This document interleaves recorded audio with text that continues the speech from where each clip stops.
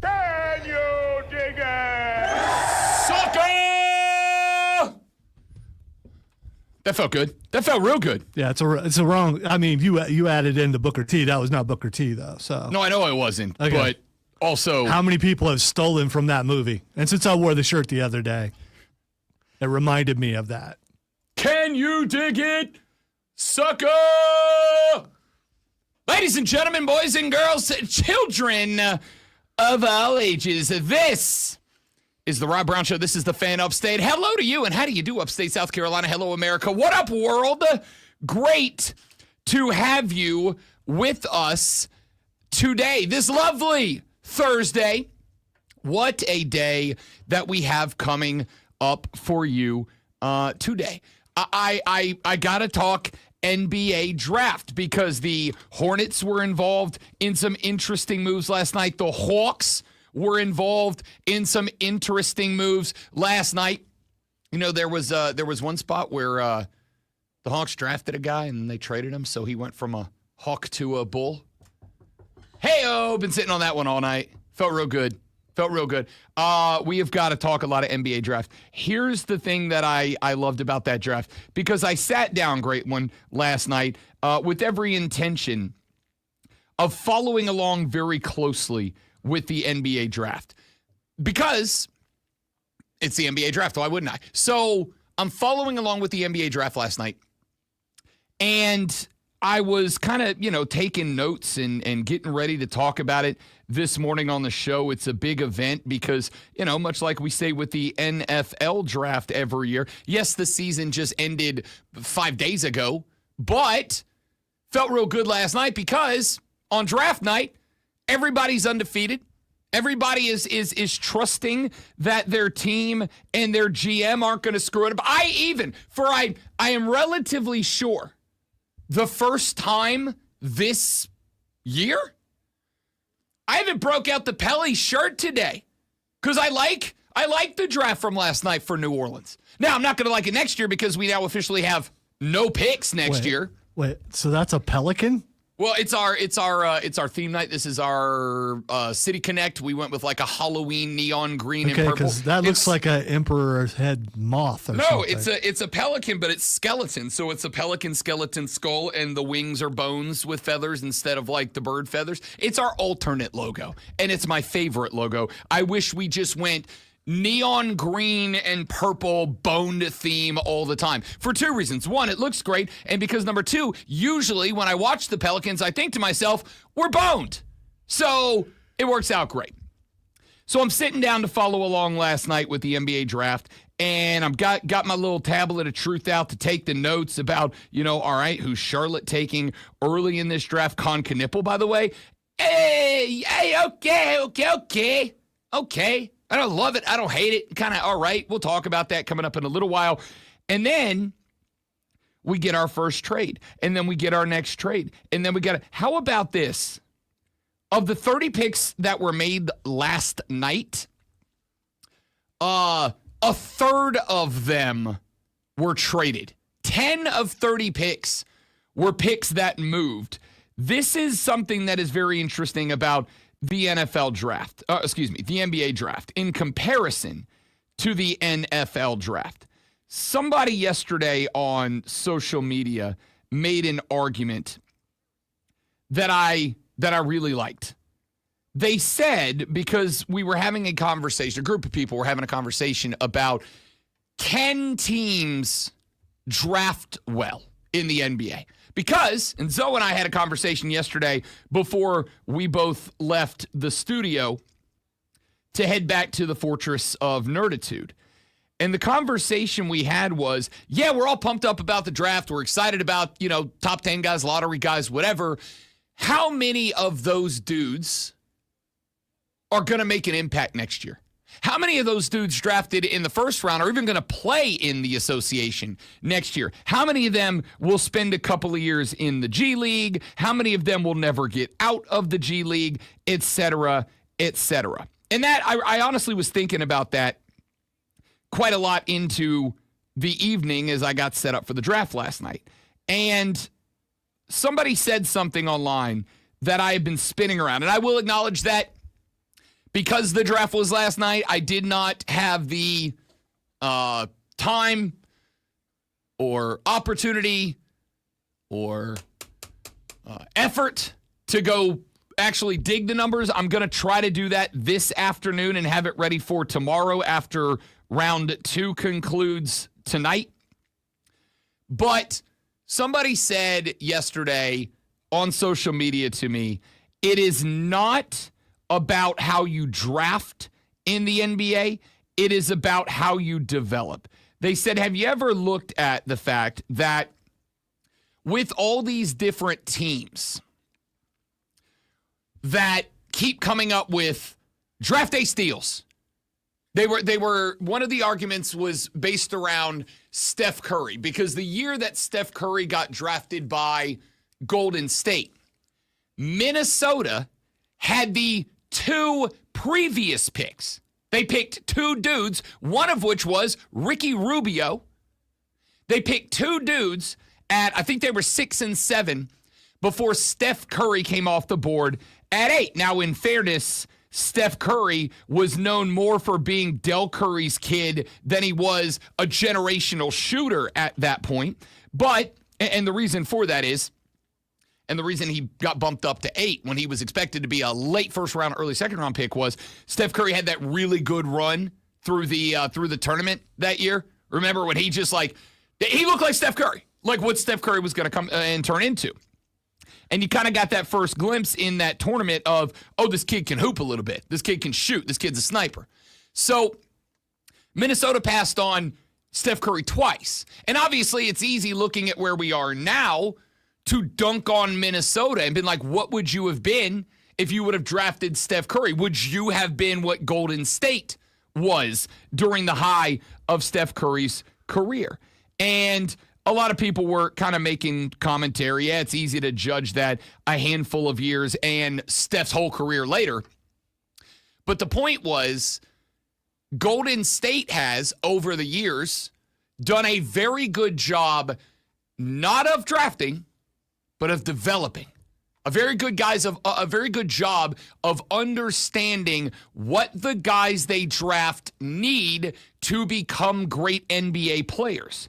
And somebody pointed out that if you go look at all of these stories of, so-and-so got skipped over twice by this team, or that team had the option to draft this guy, but they traded back and they ended up with, some guy who played a few years and was always just kind of okay.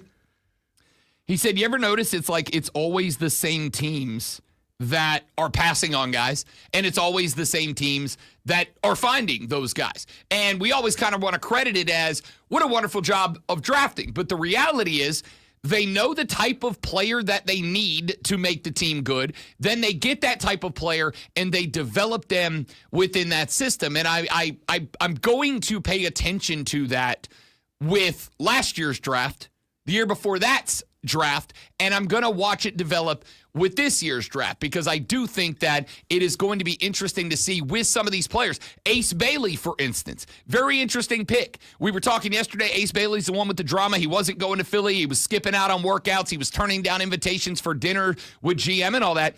He didn't want to go to Philly, so he skipped out on dinner with the GM and all that.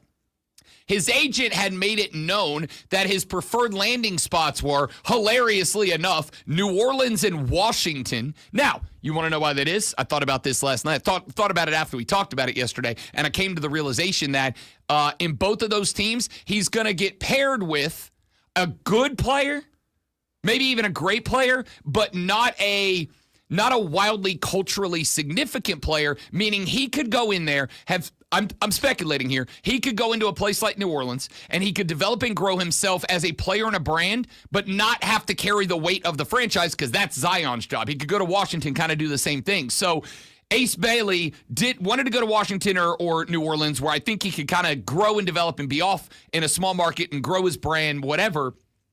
Didn't want to land anywhere else. Gets drafted by the Utah Jazz, who you could see. again, speculating here, but like they turned the camera to Ace Bailey after he got announced as Utah's pick, and his face was this moment of like, you gotta be bleeping kidding. Utah! Now, I actually really like the fit of Ace Bailey in Utah. I think he really kind of meshes with what they needed in that spot. But now the question mark's going to be, is Utah going to be able to develop a guy like Ace Bailey, or in 5 years, 4 years after his rookie contract is up and he never becomes that guy, does he get traded up out of there, go somewhere else, become that star, and everybody blames Utah or whatever? That's the big question. So if you are a star and known as a star in the college ranks, that usually translates to being a star for the most part in the NBA. The guys who aren't stars, you don't hear from them again. I am looking at the 2024 draft. I only know a handful of these guys. And I think the same thing's going to happen in this draft. You know Cooper Flagg's playing right away. Sure. That's it. Ace Bailey's playing right away. There's going to the lottery. Is he? Yeah, I don't know. Ace Bailey absolutely will. I don't know. Ace Bailey You absolutely. don't even know if he's playing for that team. No, he will play for Utah. So this is the thing. He does not have any leverage to not play for Utah. Like there's nothing he can do. He also hasn't signed a contract yet either. Well, yeah, I mean, I guess he has the option of not playing at all, going to Europe or something. Sure, which people have done before. But so. as the number 2 pick, he's going to be turning down dozens of millions of dollars to do that. So how much do you not listen? I've said this before. I got no interest in doing a show in Topeka, but if tomorrow whatever calls and goes, hey, Rob Brown, we're up here in Topeka, Kansas. We've heard a lot about you. We'd like to hire you, and we're going to pay you $5 million a year. Buddy, I'm going to do my 4 or 5 years in Topeka because then I can go do whatever I want. Who was the number 2 pick in the NBA draft last year? Alex Sarr, and I only know that because I was looking at it last night. Okay. Went to the Washington Wizards. Number 2 last night. Did he play? He was a center. He wasn't super. I think he had some PT. I don't really know, to tell you the truth. But then again, in fairness, it's the Washington Wizards. See, I get that. You know what I mean? But I think maybe we're spoiled by the NFL draft. When you see these guys, especially the top picks, you know they're playing unless they're a quarterback and they decide to set him for a while. If a lineman gets drafted, he's probably playing. If a receiver gets drafted, he's probably playing. Yeah, I think in basketball, I don't know. You're not wrong, but I also would look and say to some degree, especially for us, like I'm a big basketball guy, so I'm all in on the draft or whatever, but I'm obviously a big football guy too.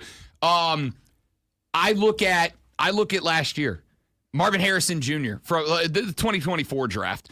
Caleb Williams, we know where he is. He hasn't reached star yet. Now, again, much like I did with Trevor Lawrence and Bryce Young, I'm playing that on the franchise. This ain't even about stardom. It's about playing, period. In the NBA, you get drafted, and you don't. A lot of these guys don't make it on the floor. I don't disagree. I'm also going to say, and this might be a basketball elitist. No, it's not an elitist take. I'm going to go with this is a guy who knows ball take.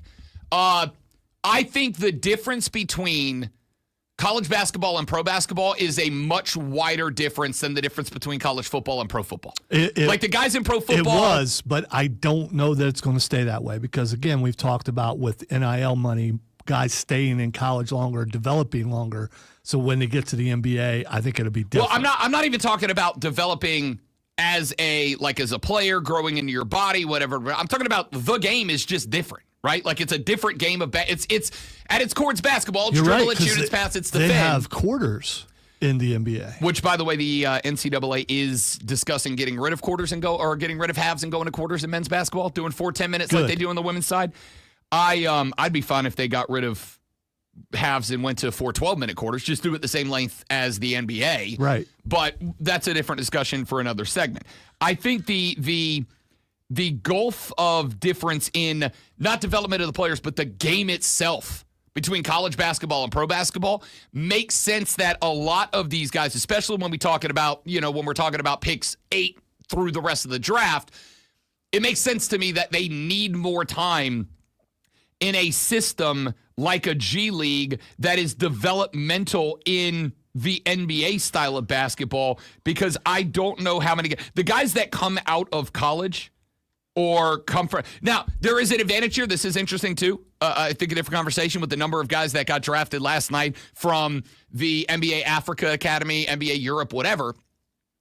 Guys that are coming over like Victor Wembanyama, like Zachary Richardson, who was the Atlanta Hawks pick number 1 overall last year. These guys come over from playing effectively pro ball in Europe.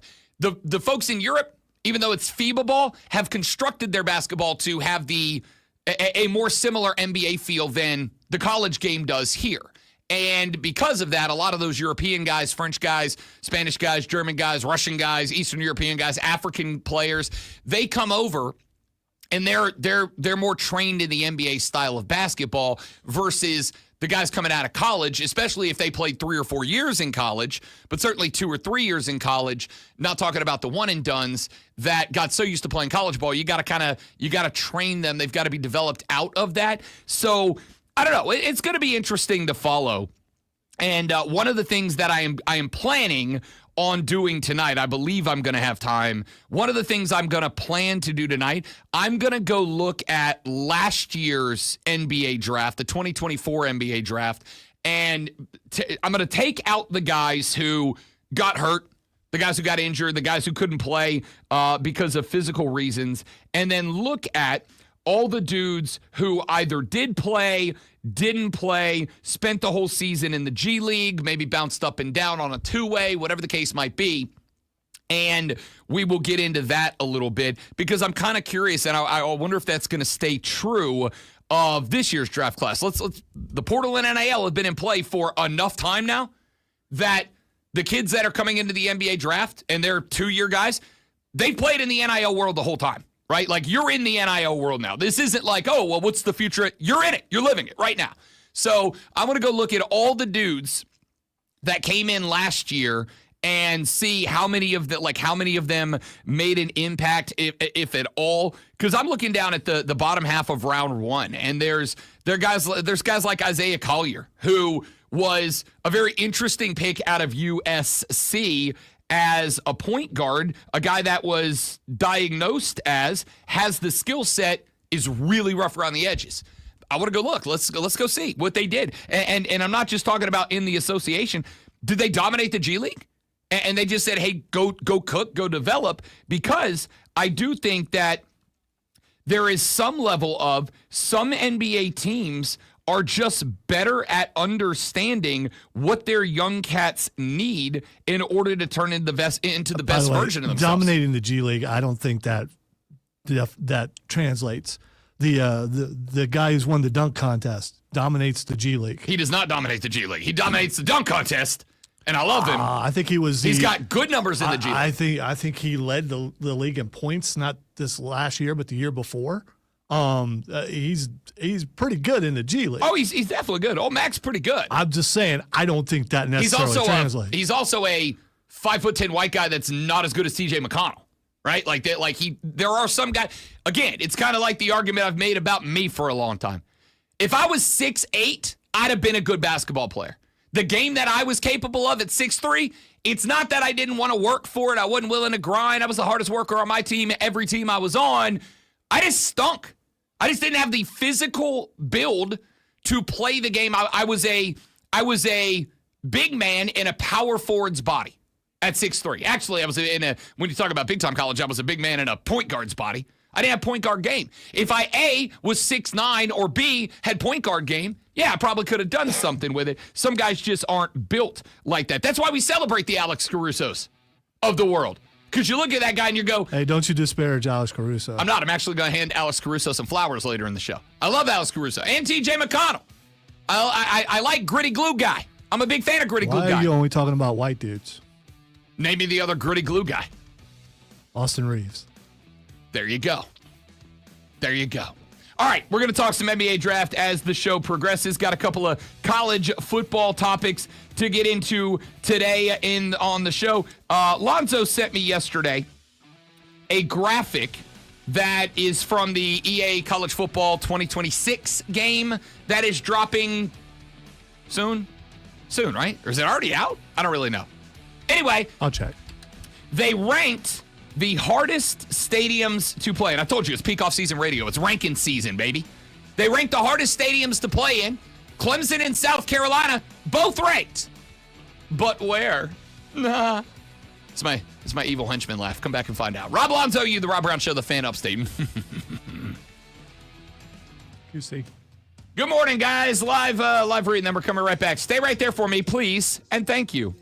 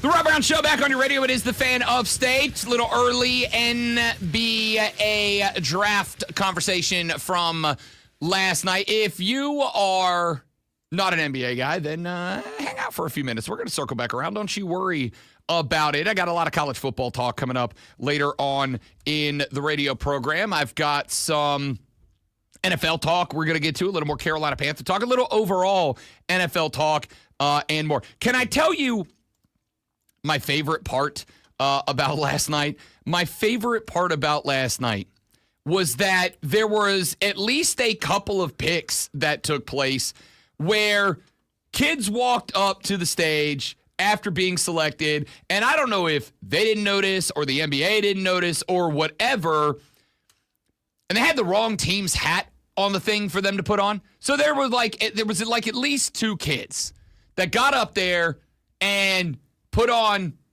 the hat of a team that didn't draft them. And it was very awkward. That's not my favorite part.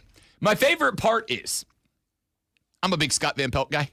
I think Scott Van Pelt might be the best personality on TV right now. He is emotional, loves the sports, but he's also a sports guy. He's going to talk about the X's and O's. Keeps it even keel. When he does the highlights, he includes more than just like the one or two. I like Scott Van Pelt a lot. And dude was heated at the end of that broadcast. I mean, Mans was furious at the end of that broadcast. I'm going to go the emotion I loved. I'm going to scream about the hat situation. It's not any, the league's too smart to have the moment that they've waited their whole life for be a picture in the wrong hat. It just doesn't make sense. I don't know why they can't fix it. Jay, it's not your job to fix it. I want to ask you about the So he went on to ask Jay Billis, what the hell was that? And you could tell poor Jay, was in this spot where he's like, dog, what do you want me to say? Poor Jay. I mean, I like Jay. Yeah, he's also kind of a punk. So I mean, like maybe, but he was a punk to me on the phone. So he's forever a punk.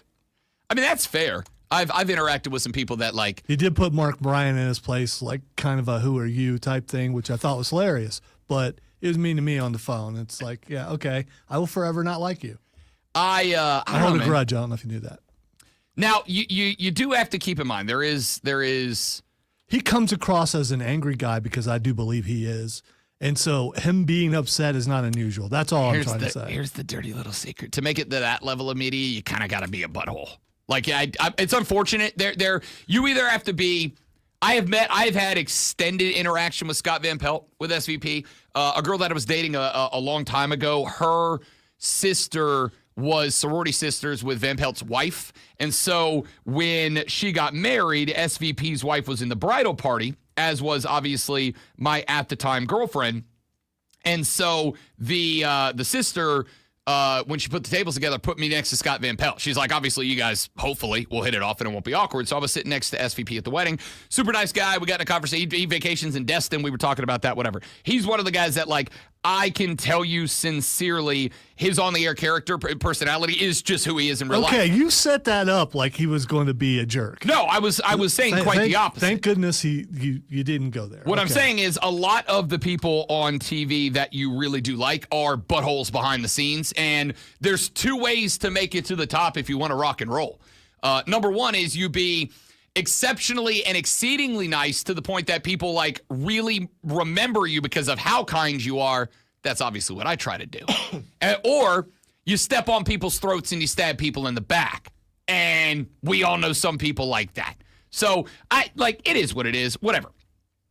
The hat thing is interesting because I do think that there are some behind the scenes stuff that SVP was talking about, and that is the way that the NBA draft works is different than the NFL draft. The NBA draft, you can select a cat and then trade him. In the NFL, if you select a cat, you got to sign him to a contract. Then you can trade him. The NBA teams are allowed to trade a player they've just drafted before that player signs a contract, unlike in the NFL, where the player cannot be traded until they are under a contract. So what happens in that spot is that a player will get drafted, they will walk up on stage with the hat of the team that selected them, but oftentimes what happens is the team that selected them already had a deal in place to trade them. They already knew that they were sending them on, and so you end up with kids wearing the wrong hat. And so what SVP was saying there is not like, oh, they just grabbed the wrong one and put it on the little hat podium thing that they had, little hat podium. Rack? Hat rack. No, they had like a legitimately like a podium, and when the kid got drafted, come out, it would just be the hat sitting on top of a hat podium. I'm going hat podium. Okay, all right. So they had the hat on top of the hat podium, and I think what Van Pelt was saying there was, if you know a kid is getting traded, if you know that they are going to draft this dude and he's already on his way out of town because they traded the draft rights. That happened with Asa Newell last night. I was going to say, this isn't unusual. This happened like though. 5 times last night. This happened a bunch throughout It happened the like draft. 10 times or like 4 times last night. Right? Yeah, It happened to Asa Newell, happened to a couple others. There's no way to fix that. I know you're saying if they know it, but that if you come out wearing the hat of the team they're going to be traded to, that takes the drama, whatever little drama away. Well, some of those trades happen after, like 2-3 picks later. So it's like it is what it is. You got drafted. You did get, even if you got traded from him, you did get drafted by that team. But a lot of these deals go down where, and this happened to. Oh goodness, who was it last night? It was in the top 5 or 6 picks. I'm blanking right now. I'll go back and try to recall and remember. This happened a couple of times last night where a kid got drafted and then within before the pick got announced. I know this happened with at least once. They brought Shams on to do a Shams wow where he said, I think it was Cedric Coward who got drafted to Portland at 11. Then they traded him to Memphis. Shams came out before the pick was announced, and he's like, just as an FYI, they're going to draft this kid, and they're going to trade him to Memphis in return for whatever. And I think the argument that SVP was making in that spot was, if you know that's going to happen, like, let the kid come out wearing the hat of the team he's traded to, not that he got, drafted. I don't know. It's just a weird thing. The NBA's draft rules are very weird. But I'll tell you what I'd like to do. I'd like to go to the break on time here. You're welcome. And here's why. Because I'd like to spend one more segment on the NBA draft. But I will actually talk not about hats, not about hat podiums, not about Scott Van Pelt. When we come back, let's talk about some of the winners and losers last night and whether or not the Hornets, the Hawks, any of the big market teams or small market teams are in that group. How did the Hornets make out last night? They got a couple of picks I like. They got a couple of setup for the future moves that I like. What about the Hawks? They were involved in a number of moves last night. Where'd they end up at? Let's talk about the actual draft when we come back. Hour 2, Water Cooler Cheat Sheet. Got some great sound for you coming up at 8:30 because we got Lulu Kesson at 8 o'clock. Rashad Beard moving to Fridays from today on, by the way. The Rob Brown Show is on the Fan Upstate. I probably could have done better than just randomly saying that.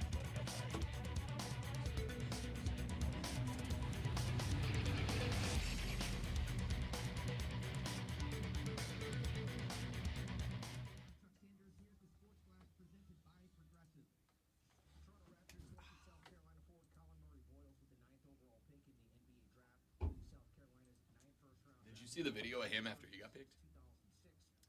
He's at the table. He stands up, and his face is like totally blank, and he very clearly mouths. Oh, yeah, I heard about that. Yeah. But the debate going on right now is, did he look at that and go, crap, I got to Canada, or was it like relief? Because like his mom comes over and they do a big hug in that moment. So like half the people are like, he was probably just relieved in that moment because he didn't know, like Colin Murray Bowles was being labeled as, could be a top 10 pick, could be an early round 2 pick. Like nobody really knew. So was he relieved, or was he like, damn it, I got to go to Canada? I think a lot of people, yeah, Canada. I mean.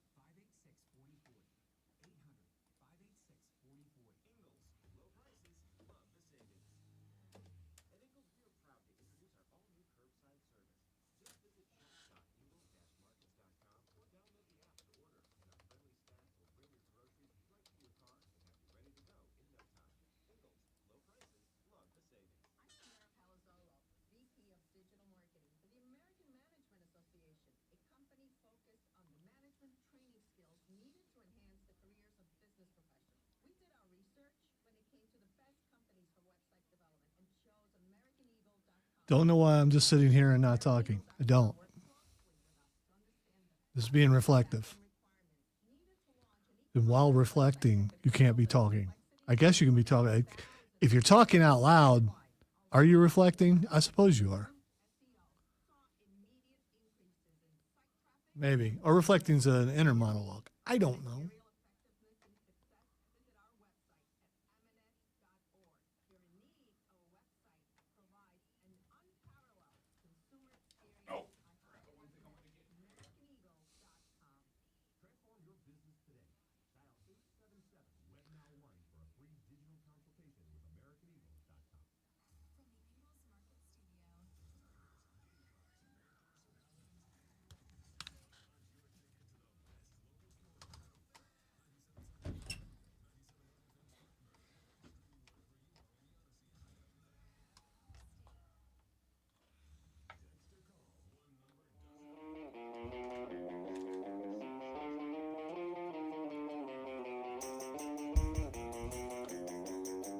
You stay classy. It's all we do is class, man. We class the joint up, eh? Welcome back, ladies and gentlemen. Rob Brown, Lonzo, and you. It is the Rob Brown Show here on the Fan Upstate. Hub City Spartanburger text line. Thoughts on the NBA draft last night? 844-326-3663. If you are a Charlotte fan, if you are an Atlanta fan, if you are just a fan of whomstever, and you got thoughts on your team's draft last night, hit me up. Again, we're not going to spend the entire show on the NBA draft because the NBA draft is, of course, wildly consequential to the future of franchises, but at the same time, as Lonzo has pointed out correctly a number of times, a good portion of the cats that you saw drafted last night, you'll never hear from them again. Or if you do, it's because they're like a third-string reserve guy down the line. But the teams that know how to A, draft well, and then B, develop the guys that they draft well, they can change their franchise's destiny. Jacob texted the show, said, that happened to Kobe Bryant, worst trade in NBA history, Queen City buzz for the win. Keep in mind that Kobe Bryant in 1996 was kind of a weird situation. And when Charlotte drafted Kobe, the Lakers had already made a deal with Charlotte.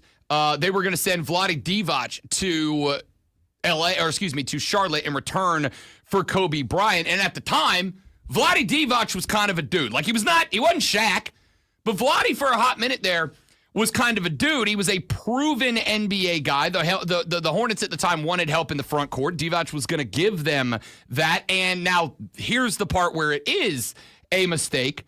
Charlotte did not see Kobe as part of their long-term plan. But here's the reality. Kobe Bryant was a high school kid, right? Like, if you're Charlotte, gambling your entire, and you look back at it now and you go like, maybe it is what teams should do, but gambling your future on one of the very few kids that were getting drafted out of high school, that's a big risk. So it kind of made sense that was going to happen. Then you also have to remind yourself that Kobe and his agent, they wanted to go to LA. And so in a situation like that where a kid says, I want to be here, and that team wants him, you could make the argument that gives you a little bit of leverage in the trade, which is why they ended up with Vlade Divac at the height of Vlade, not random dude, right? They didn't end up with some random shooting guard that wasn't going to help them all that much. So I think that there is you're right, Jacob. It is the worst move ever, but it wasn't like it was a super avoidable reality for Charlotte at the time. All right, let's take a look at some of the interesting things that broke out last night, as well as the picks that were made and how they wrapped up for the local teams. Let's open up with Charlotte drafting 4th overall. VJ Edgecombe came off the board to number 3 at Philadelphia. There was a hot second there that I kind of thought, all right, maybe the Buzz go Ace Bailey here. Now, we talked about this yesterday. Ace Bailey's the cat that probably was overplay. Actually, not probably. We now know that he was overplaying his hand a little bit in the lead up to the draft, or maybe thought he had more leverage than he did. Ace Bailey was turning down workouts with teams. We did not specifically hear that he did or did not do so with the Charlotte Hornets. My assumption is he did because I never heard that Bailey was working out with Charlotte. Maybe that's why Charlotte wasn't there. I will say that I think the decision by Arizona, or scratch that, Arizona. I think the decision by Utah to draft him anyway, when he very clearly, not that he didn't want to be in Utah, we just didn't know where he did want to go. And it wasn't the Utah Jazz. So that is a move that is a big roll of the dice for the Jazz. If the kid is willing to go, okay, you know what? I didn't get what I want, but I do get to go to the NBA. I didn't get what I want, but I get to go play in the league. I didn't get what I want, but I do get to go and change my family's future and make tens of millions of dollars, hundreds of millions of dollars, and effectively have the chance to become the guy. Utah, while it does have I'll say particular, interesting, and in many cases questionable fan base in Utah, it's also a rabid fan base. Like, it's a good fan base. Utah ever makes the playoffs and makes a run, they're gonna have the same reception as the Thunder did, as the Pacers did, in terms of people going, oh damn, that's a pretty good home court advantage. So that's kind of an interesting move. It's a gutsy move from Utah because you are rolling the dice that the kid's not going to come in there and effectively, like Anthony Davis did in New Orleans, go, yo, I'm hanging out here for a few years until I get the chance to, not have to hang out here anymore. I kind of thought Charlotte was going to do that.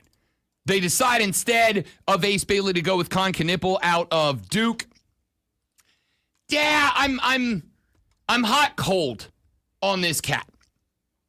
You know what you needed? You needed a shooter. You needed a wing player, right? Like, that's been the big conversation about the Buzz. They need somebody who is a genuine perimeter threat. There's one other element of this that I think made Con Knippel the guy that Charlotte decided to go with over rolling the dice on Ace Bailey.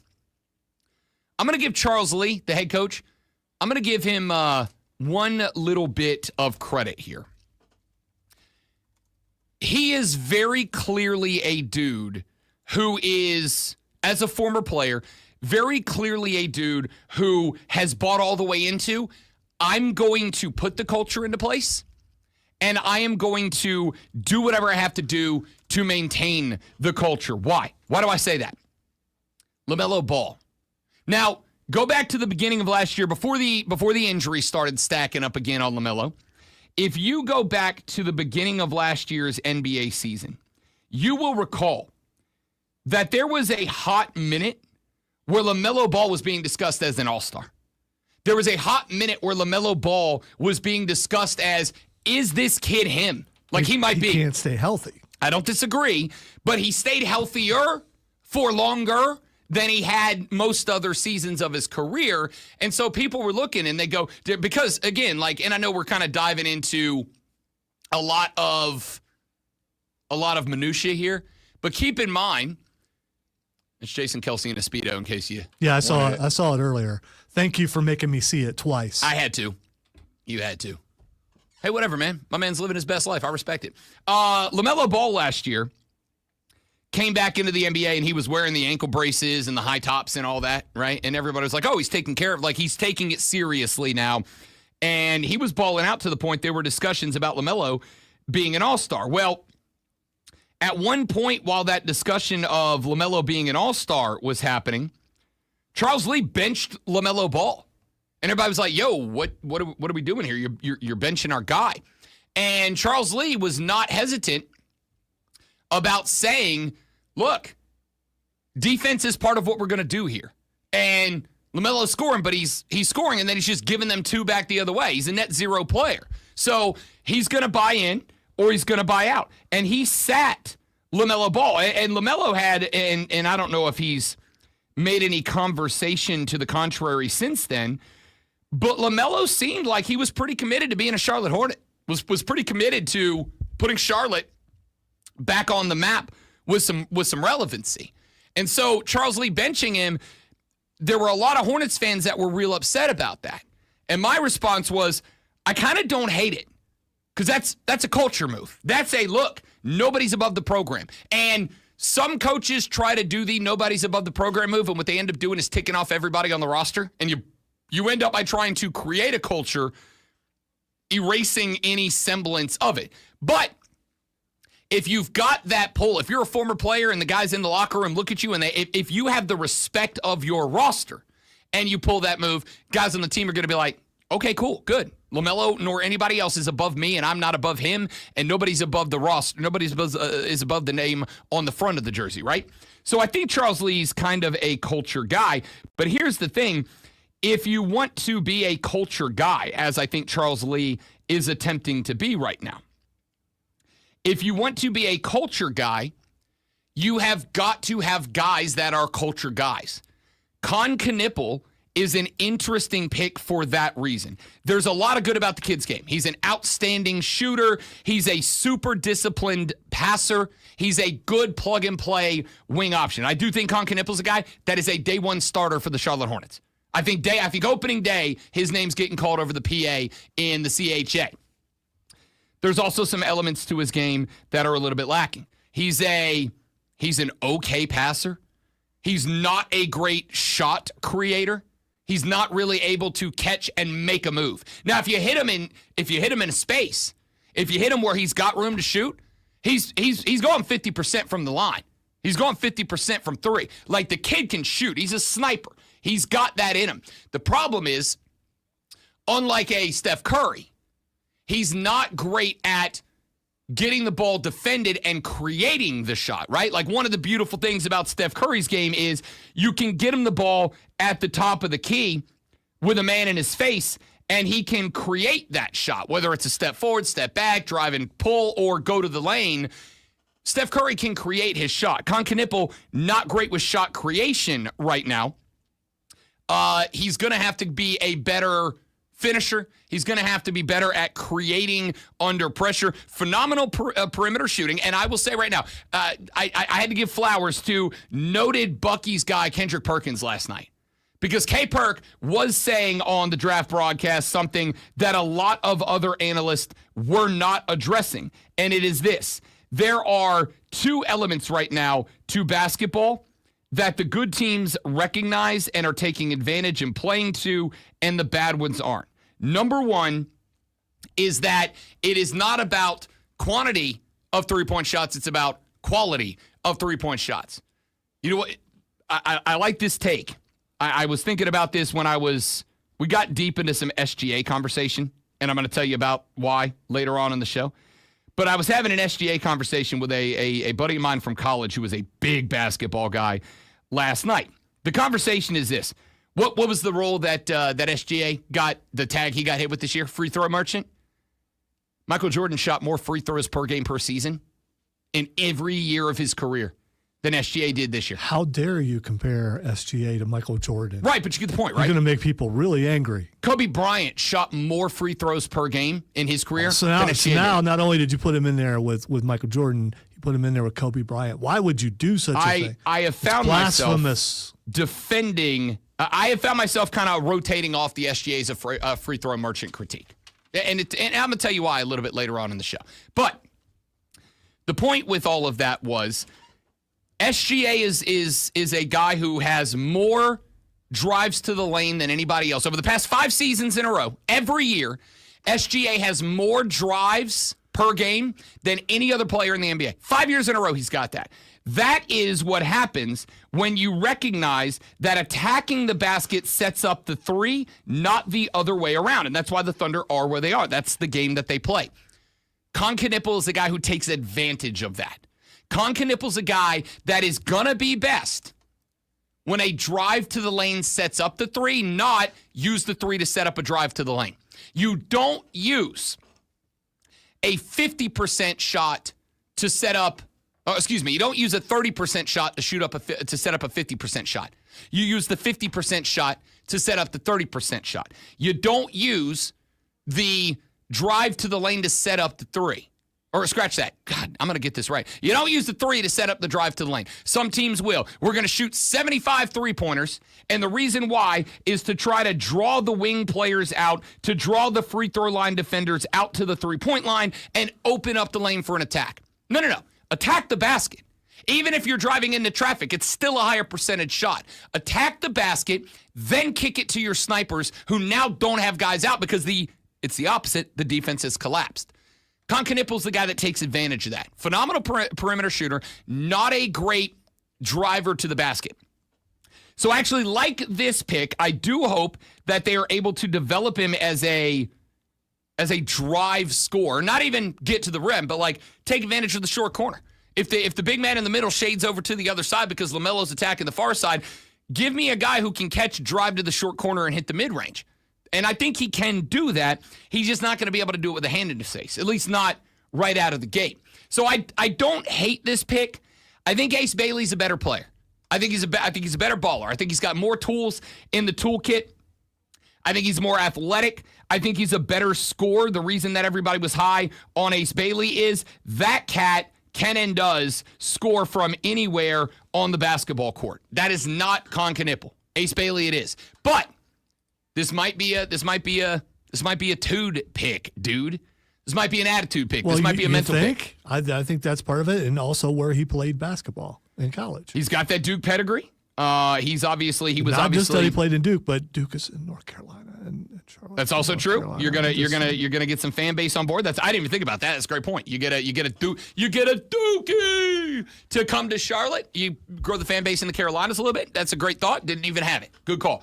I think that this is an attitude pick in that Concanipple strikes everybody as a dude that is, I'm going to do whatever I need to do for the team. He did that with Duke last year. Remember, he was a reserve role guy for Duke last year. And then they went to, not reserve guy, he was a role guy in the offense because the offense was, where's Cooper Flagg? That was the offense. Then they got to the ACC tournament, and Cooper Flagg got hurt. Now, we were talking about it at the time that it happened, and we were talking about the fact that the belief was Cooper Flagg probably could have come back a game or two earlier than he did, but they wanted to give him time, and they were able to give him time because Concanipple was able to fill the role. Concanipple was able to go, okay, I'm a perimeter shooter, but I can play where Cooper plays. Not as well as him, but I can play where he plays, and we can bring in other guys to do what I do, and we're going to be better for that. He is a clubhouse guy. He is a culture guy. He is a guy that's going to buy into that. So, well-rounded perimeter game, phenomenal three-point shooter, good locker room dude, super dependable, not any history of injury that you've got to worry about, and guy who played his college ball in the Carolinas, meaning you bring the Dukies over to you. I think he's a night one starter. I think he is probably playing the the shooting forward spot night of opening day for the Hornets.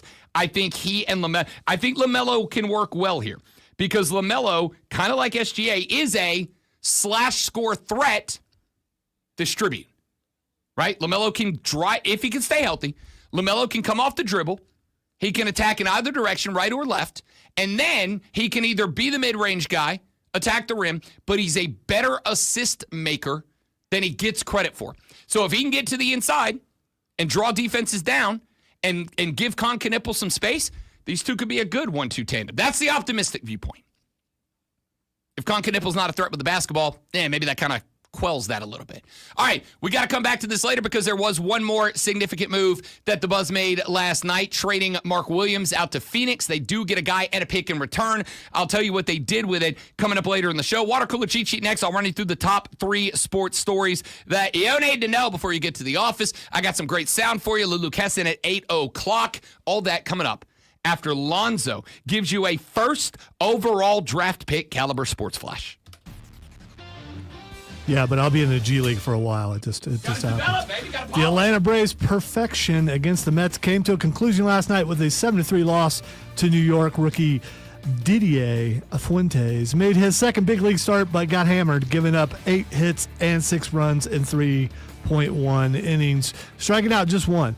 The Braves collected 6 hits, including Drake Baldwin's 9th homer of the year, but went 1-6 with runners in scoring position.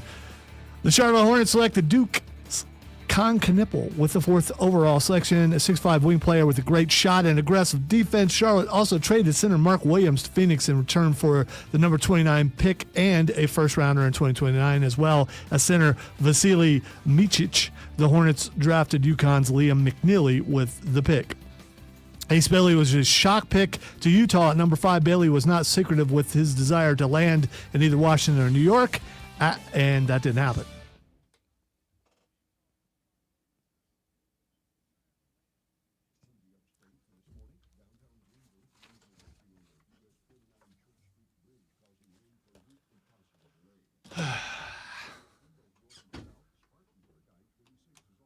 Not my best.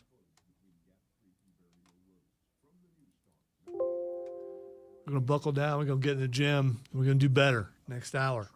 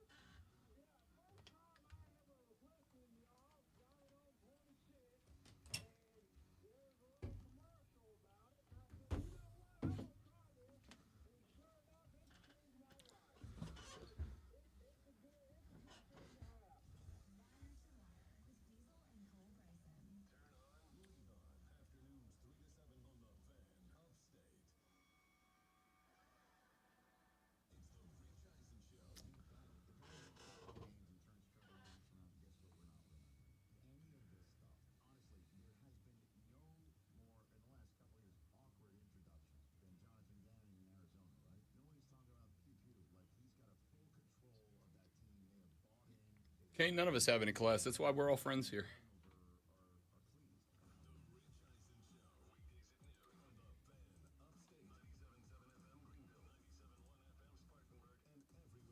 Top 10 women's wrestlers selling shirts.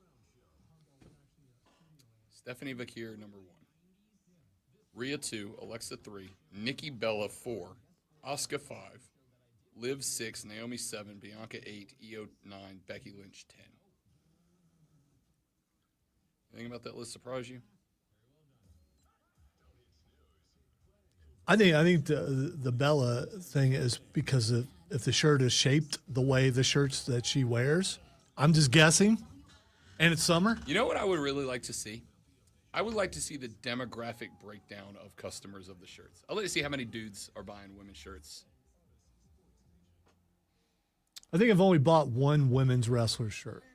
I bought a few over the years. I have not bought one recently. I did almost buy a Rhea Ripley shirt at the event at Raw last month. When she was Ember Those Moon, t-shirts are so I damn bought expensive. I bought an Ember Moon shirt. Ember, yeah. Yeah.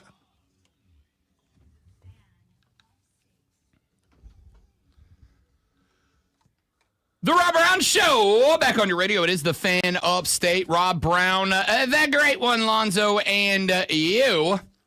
The Hub City Spartanburger text line open for you, 844-326-3663. That is also the number that you should call if you'd like to get on the air. If you've got any thoughts on last night's NBA draft. Now's the time to fire them off, either on the text or if you got a hot take, give it to me on the air at 844-326-3663. I will remind you once again, you're welcome to and encouraged to be a part of the show. We want you to be a part of the show. 844-326-3663. You can also tweet me if you wish to do so at The Rob Brown Show, at The Rob Brown Show. You can also tweet Lonzo if you wish to do so at Lonzo on Word, W-O-R-D, at Lonzo on Word. You can get at everybody here at the station at The Fan Upstate if you want to jump on board in that direction. You can do so as well. If you got something a little more long format, but you don't want to get on the air with it, if it's too long for a text or a tweet, but you don't want to call in, rob.brown at thefanupstate.com, rob.brown at thefanupstate.com. That is available for you as well. Let's, ladies and gentlemen, as it is 7:00, well, I was going to do the wait almost 7:02, but there's too much time. So I'll just say it is 7:01, 7:02 in the morning, 58 minutes on the dot until you got to get your Boutte into the office, get sat down, respond to all of those emails that you ignored last night because you were watching baseball or the NBA draft or whatever you were doing last night. You're going to respond to those, and then you're going to get up. You're going to walk down the hallway. You're going to go find Stephanie from Accounts Receivable, and you're going to talk some sports. Maybe you're going to talk about the NBA draft. Maybe you're going to talk a little baseball. Who knows? But if you're going to talk sports, you got to know what's going on. And the good news is for you is that we do this. Are you ready for the playbook of the peculiar, the almanac of the absurd, and the encyclopedia of the extraordinary? Well, you better be, because we're diving headfirst into the 3 top stories that will have your coworkers saying, Can you dig it? bathroom break. No. Here we go. Welcome to the water cooler cheat sheet on the Fan Upstate. It's the water cooler cheat sheet, the top 3 sports stories you need to know before you get to the office and start talking sports. This morning when you do, this is what you'll be talking about. Let's dive right in, shall we? With item number 1. NBA draft goes down last night. We have already talked about it, broken it down from the Charlotte perspective at length, but there were a lot of other teams who made picks last night. 30 teams made picks. Well, 30 picks were made by teams. How's that? Last night. Cooper Flagg, no shock, goes number 1 overall to the Dallas Mavericks, who despite having just a 1.8% chance of getting the number 1 overall pick in the NBA draft lottery, got the number 1 overall pick in the draft lottery. They end up with Cooper Flagg. Dylan Harper goes second. He's a young guard out of Rutgers. VJ Edgecombe third to the 76ers, and that is where the Charlotte Hornets came on the clock for the first time. They elected to go with Con Knippel, the guard out of Duke, as the number 4 pick. Ace Bailey, who was the most interesting story, arguably, coming into this draft, did not want to go to Philly at number 3. He wanted to go to Washington at number 6 or New Orleans at number 7. Instead, the Utah Jazz say, yeah, it ain't up to you, dog. They take him at number 5. The Wiz end up with the guard out of Texas, Trey Johnson, at 6. Jeremiah Fierce heads down to New Orleans at pick number 7. Igor Demin, the guard out of BYU, a Russian native, ends up 8 to Brooklyn. Brooklyn had 5 picks last night. They took 4 guards. 4 guards, all guards. They are going to have, they're going to be an all-guard team next year. At number 9, hailing from the University of South Carolina, Colin Murray Boyles goes 9th overall to Toronto. I believe that he is the first Gamecock selected with the lottery pick. I read that last night. I did not have the opportunity to go confirm that. I believe some of you South Carolina fans may be able to clue me in on this. I know I'm just supposed to know because I'm a big smart boy. But I didn't take the time to go look this up. I believe Colin Murray Boyles is the first lottery draft selection for the South Carolina Gamecocks. He goes 9 overall to Toronto with the 10th pick. Kamal Malik goes to Houston. He'll team up with Kevin Durant. Some other notable moves last night. Some other notable news. I hope team up with Kevin Durant. No, scratch that. He will not, because I forgot they traded that to Phoenix. So he will actually be a Suns when it's all said and done. There were a lot of moves last night. Atlanta drafted Derek Queen. Remember Derek Queen? He's the one that hit the buzzer beater for Maryland, but also definitely didn't. Should have been a call. Should have been a travel call. They let it go because it was a super cool moment. Remember that? Derek Queen got drafted by Atlanta. That was a gathering discussion, right? Yeah, if I recall correctly. I think so. Either way, the point was he made a buzzer beater that everybody was buzzing the next day, and Rob Brown had to be a buzz kill by pointing out that bucket should not have counted. It was electrifying, and if I recall, I believe it was the first buzzer beater we had in the tournament. You know, without that, would you know who he is? Would most people know who he is? Most people know. Most people know. Because he was a borderline threat to be a lottery pick. Yeah, but you say he played for Maryland? Played for Maryland. That is correct. He was a center at Maryland, but he's 6'9". He's probably going to play more power forward. Atlanta drafted him, but they traded him to New Orleans. The Pelicans came up to get him. They sent the 22nd overall pick to Atlanta. They basically had a player swap there as Atlanta drafted Derek Queen at 9. Asa Newell from Georgia was drafted by the Pelicans at 23, but they swapped those two players in that spot. Atlanta also sent a trade pick to San Antonio at 14. They took Carter Bryant out of Arizona in that spot. Yang Hansen from China, a 7'2" Chinese player, is going to be on his way to Portland. He was drafted by Memphis, but was traded out there. Our first French player is Jean Beringer. He's from France, so you have to say it that way. He was drafted by Minnesota, was drafted to Minnesota in their pick that they got from Detroit via the New York Knicks. Walter Clayton Jr., the electric player out of the University of Florida, was drafted by Washington, but then was traded to Utah. So he will be teaming up out there in Utah with Ace Bailey. I actually kind of like that combo. Will it work out in Utah? We'll find out. So those are some of the big news. Again, Asa Newell ends up with the Hawks in the trade with New Orleans. Atlanta also selected Drake Powell out of North Carolina at number 22, but they traded him to Brooklyn for considerations. And that's kind of the highlights from last night's NBA draft. Round number 2 is tonight. We'll continue with some breakdown later on in the show, but we got to get to item number 2. The perfect season against the New York Mets is no more. The Metropolitans get the better of the Braves last night. 7-3 is your final. Didier Fuentes, the rookie pitcher who was electric his first time out, he got shocked last night. See what I did there? Because he was electric and then he got shocked. That's the opposite.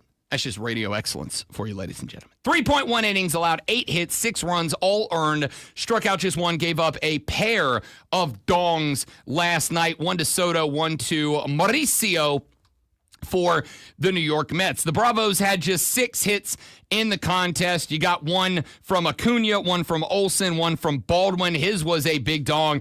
Albies had 1, Verdugo had 1, and Nick Allen had 1. The problem was you had 2 ribbies from Ronald Acuna Jr. On a double. Nobody else was able to produce an RBI with the exception of Drake Baldwin's RBI off of his home run. The offense went back to sleep last night. The Mets rolled Clay Holmes out to the bump, 5 innings, 3 hits, 1 run. Cade to give up the Drake Baldwin dinger. That was really the only damage they were able to do with the starter. Listen, I said yesterday, I did not expect perfection. I expected them to, I hope, win 1 of the remaining 2. They do have 1 more tonight as the conclusion for a 4-gamer up in the Big Apple. I said and I will give them credit, even if they do not win tonight, even if they split this 4-gamer, that would end up being a record of 5-2 against the Mets in the first half. You can't be upset by that. That's the second-place team in the division. That's a team that, until a recent run of bad luck, was either in or tied with the Phillies for first in the division.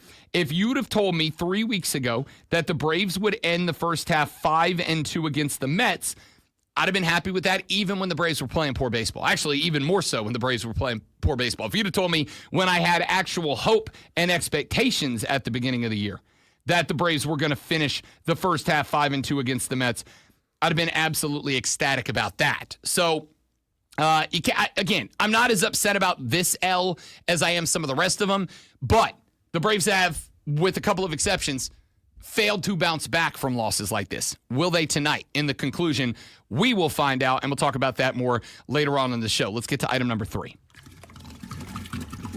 I'm going to keep it a buck. This one I put on the list because of the drama. This one I put on the list because of the drama and because coaches are finally doing something that I've been saying for a while they need to do if they want accusations of tampering and perhaps actual tampering to stop. What have I said the whole time?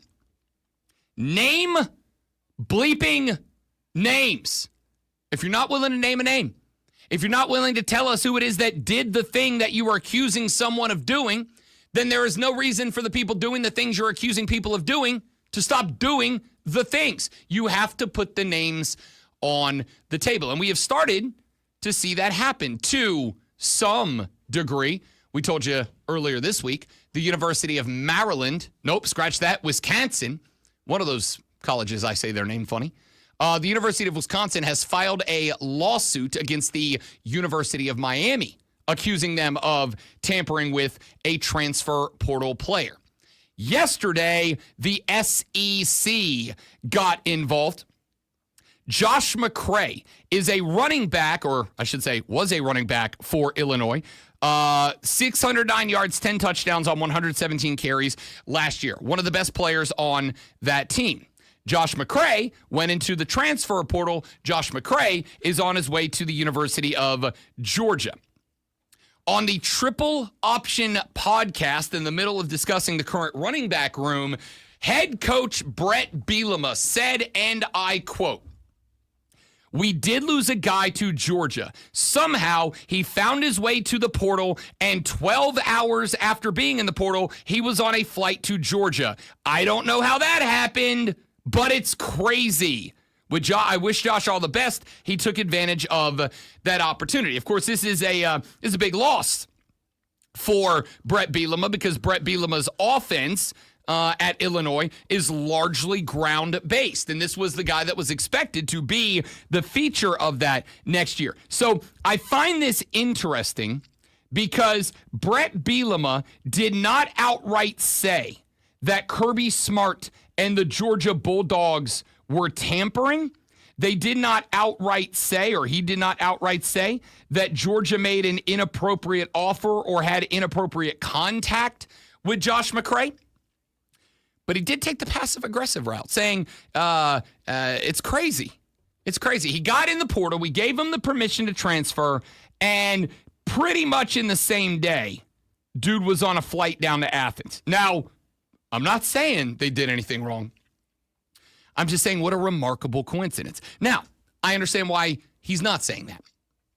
Number one is probably because he doesn't have proof that anything inappropriate happened.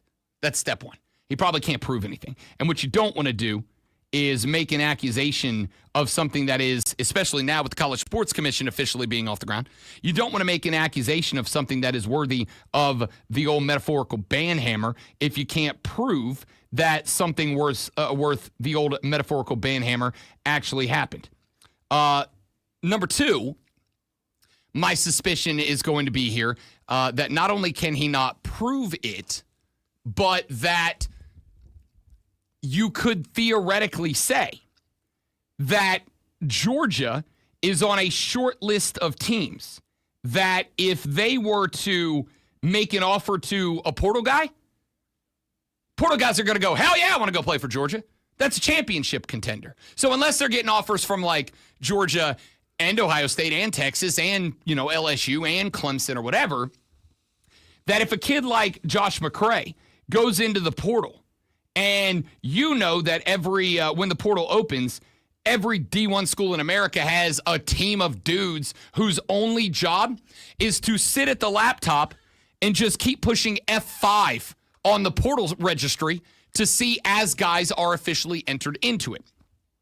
It would not shock me if Kirby had a dude sitting in front of a computer in Athens, refreshing the page, hitting F5 every 13 seconds, just looking at names that are popping up and going, Coach, Josh McCray, the leading rusher at Illinois, is in the portal. And Kirby would go, hit that man with an offer immediately. 12 hours is plenty of time for a team like a Georgia and Ohio State and Alabama, whatever, to see a kid's name in the portal, make the offer, and have the weight of program that anybody who gets an offer from them is going to say, that's obviously the one I'm taking. I'm obviously taking the offer from a team that is a contender, a heavy contender for the national championship this year. That's absolutely where I'm going to end up. So I think Bielema played this one intelligently because Georgia could absolutely make the argument of, we didn't touch the dude. We didn't talk to him. We didn't text him. We didn't call him. We didn't beep him. We didn't fax him. We didn't email him. We didn't smoke signal him. We didn't carrier pigeon him. We saw his name in the portal. We reached out. He said yes very quickly, right? It's kind of like when you break up with your lady and then you go on Facebook the next day and you see her at the bar with like an attractive feller and you're like, oh, she was obviously cheating on me. Not necessarily. She may have just went to the bar, gussied up a little bit, and got some attention and went, yeah, why not, right? Like, it doesn't mean something was happening there. So I think Brett Bielema in this spot is doing it in a way that kind of covers his own ass, protects him from taking any heat by accusing them of doing something, but by just saying, it's kind of the old conspiracy theory approach to something, right? Like, I'm not saying this is what happened, but like, isn't it weird, you guys? Isn't it weird? The interesting thing is, and obviously if he said anything, we all knew it was going to go to Georgia because that's where the kid transferred. But the fact that he was willing to say Georgia, to say the name, I think there's some heat there.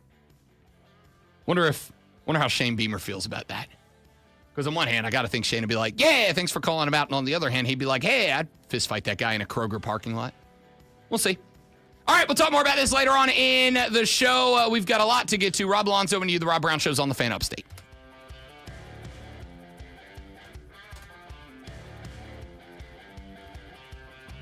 Chat's quiet today. Where are the people?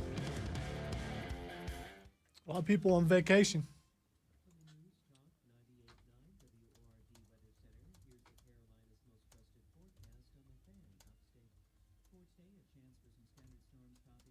Creepy weather guy.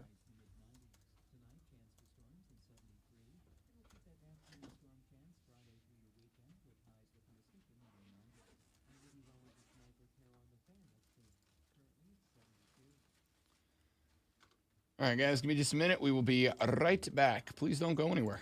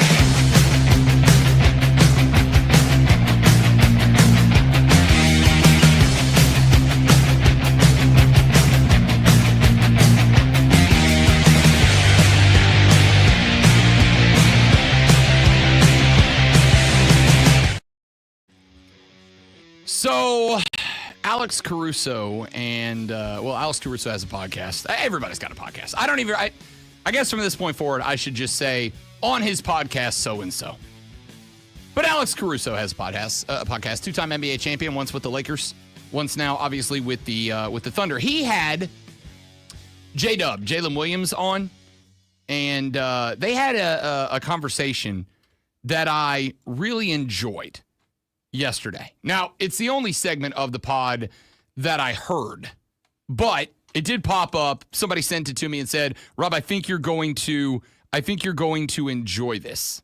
And I said, "Why?" And he said, because Caruso and J. Will had a conversation that I think will resonate with you. And I said, all right, send it to me. I'll give it a listen. And I did. I'm going to start with a clip from both Caruso and Jalen Williams. Now, Jalen is the one you're going to hear talking the most in this. You'll hear Caruso chime in. Then I'm going to play a clip that Caruso followed it up with. And I think it falls in line with a conversation that we have been having for a while on this radio program, both about basketball and about the state of sports media, which bothers me a lot. Not because, partially because I'm in it, but also because I'm a fan. Let me play you clip number one. I think a lot of it is the national media.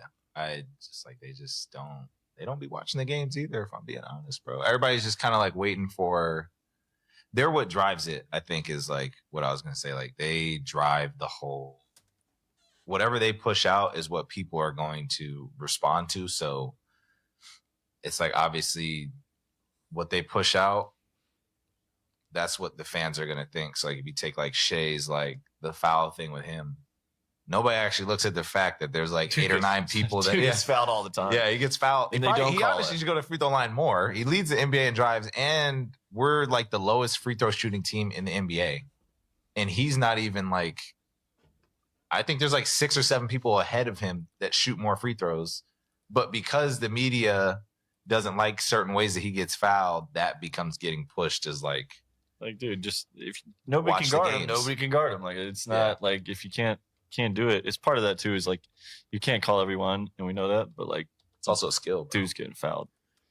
So they're talking about SGA, who caught the label of free throw merchant this year. And they had kind of two different takes there, one of which I know is going to resonate with the great one. The other one, which I think is a conversation that needs to be had.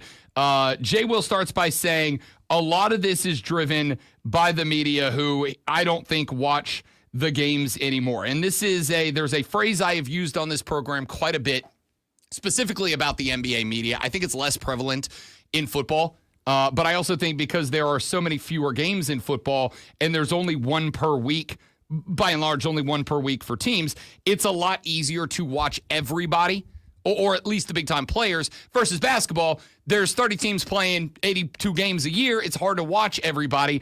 And what ends up happening is a ton of regurgitated takes. People hear somebody say it, and then they just copy that take. Now, I can, even though I don't like it, I can excuse that for people out there with you guys, like out in the public. I can excuse that because the reality is if you are not paid to watch and discuss and debate in whatever sports, then yeah, you probably don't have the opportunity to put as much time as people who are paid to do that should, but often don't do. So I think you get a lot of regurgitated takes, but there's a second part to this conversation.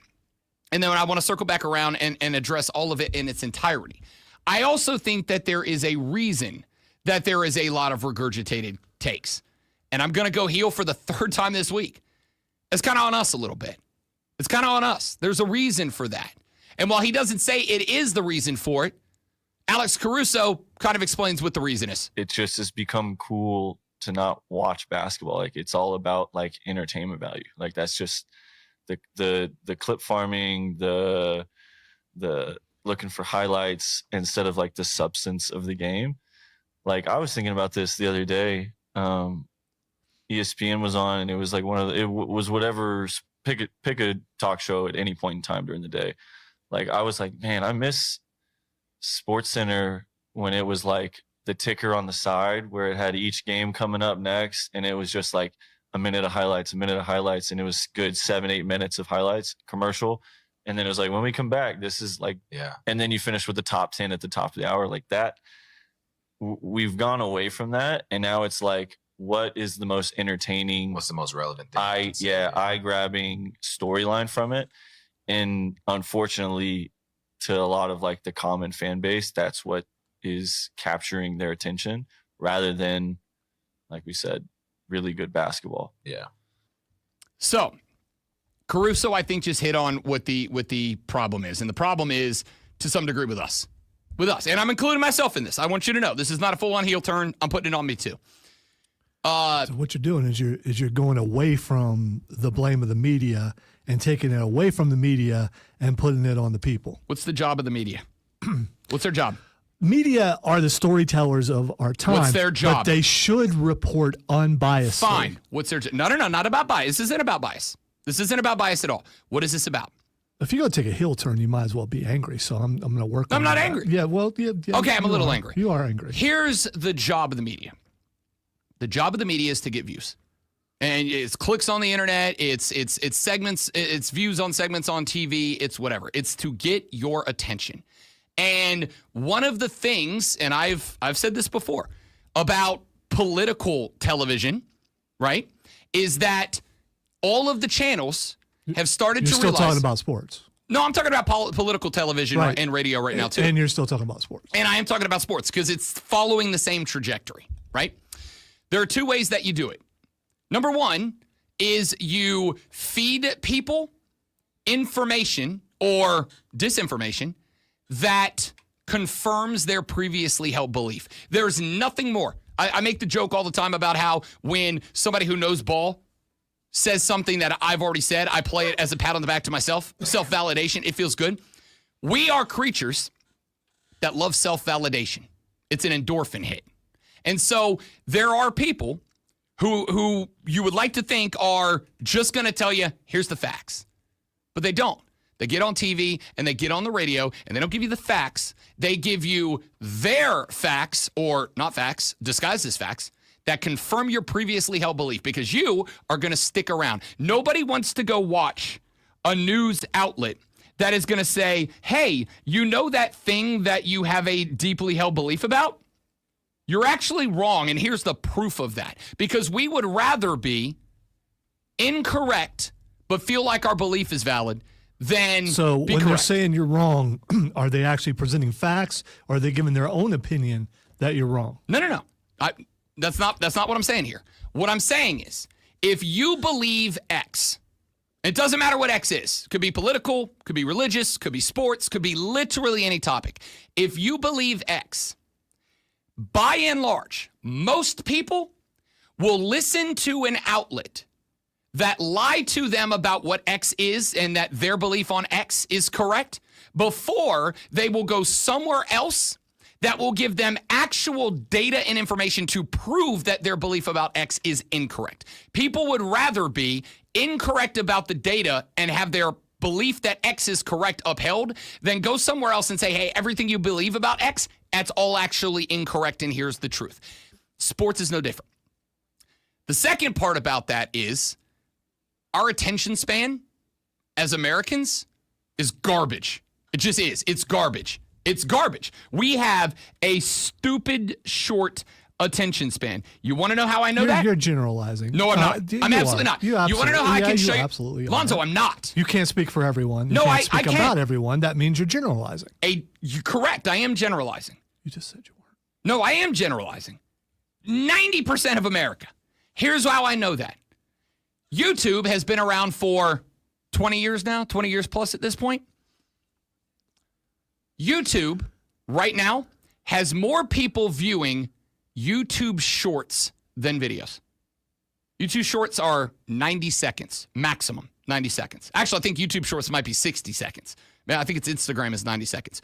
More people are watching YouTube shorts. On YouTube, you can go right now and find full-length videos about anything you want. I watch 3+ hour science lectures regularly on YouTube because I'm a nerd, okay? more people are watching YouTube shorts. So you could go learn all the details about this thing that you want to learn about. More people are going, can you just give me that 90 seconds, please? I don't really have the time to learn about the thing. I'd like you to just hit the highlights and move on. More people are watching Instagram reels than actually go and interact with the feed and the videos that are posted over there. That is just the number. If a social media Isn't outlet, that kind of what Instagram is for, though? I mean, it's not a long form thing. It's to watch pictures and watch short things. So no, you're missing the point. More people are watching, even on a platform built for short content, are watching the shortest content that they can get. We are right now more about the short, quick, and what we like than we are about taking something in. So Caruso's point stands here, which is it is easier to go pull that one moment from a basketball game and post it to a YouTube short because more people are going to see that than the game. And so it is easier to sway people's opinions and get them to regurgitate beliefs. And if your job is to get people to click... So he just called the media lazy. No. Yeah, he did. No, Absolutely did. no, He absolutely no. did, and you just confirmed it. No, and you are did. so missing the point of what I'm trying to am say not here. And missing maybe the it's point. my fault. No, you are. The media's job is to get you to pay attention and to do whatever they need to do. It's not about lazy. It's about what you watch. So if I go over here and I put together a 10-minute highlight reel that actually gets into the guts of the game, and then I take the 2 or 3 highlights and make a 90-second clip, and I put them both out there, and the 90-second clip gets 1 million views, and the 10-minute full breakdown gets 2,000 views, what am I going to make? I'm going to make 90-second views. I'm going to make the one that 1 million people watched, not the one that 2,000 people watched. And if that's the way that this is going to work, then you can expect that that's the way that coverage is going to go. We'll break this down further later on. I got some more stuff that we need to play. Lulu Kesson at 8 o'clock. When we come back, I'll tell you Rashad moving to Mario. Well, I am going to talk about Mario, too. Coming up on The Rob Brown Show on the Fan Upstate.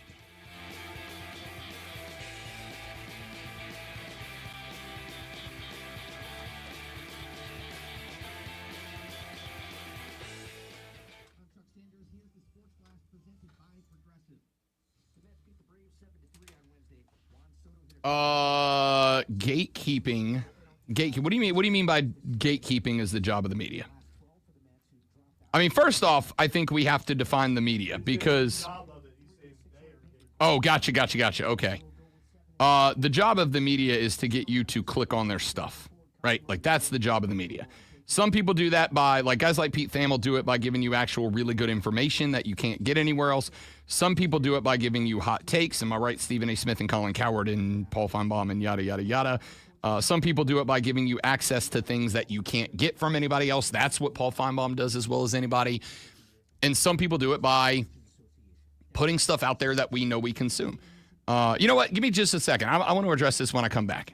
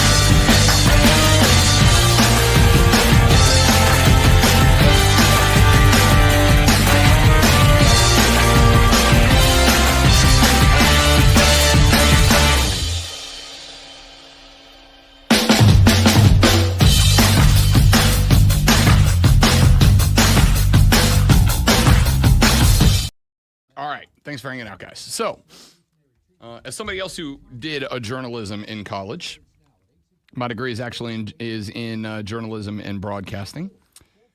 The ethics of the job of journalism, if we are talking about reporters, I think one problem that we have to take into consideration in this conversation is that there is a difference between a journalist and an editorialist.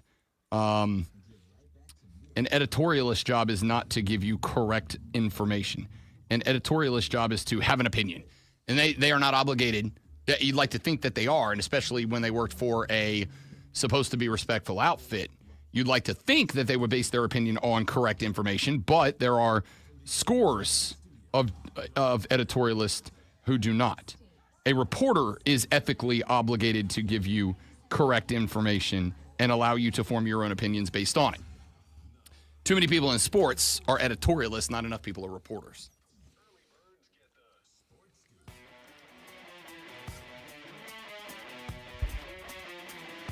I would like to continue the conversation we were having in the last segment for just 1 second, and we will. But I do have to let you know a couple of things about our Thursday schedule here on the Rob Brown Show and the Fan Upstate.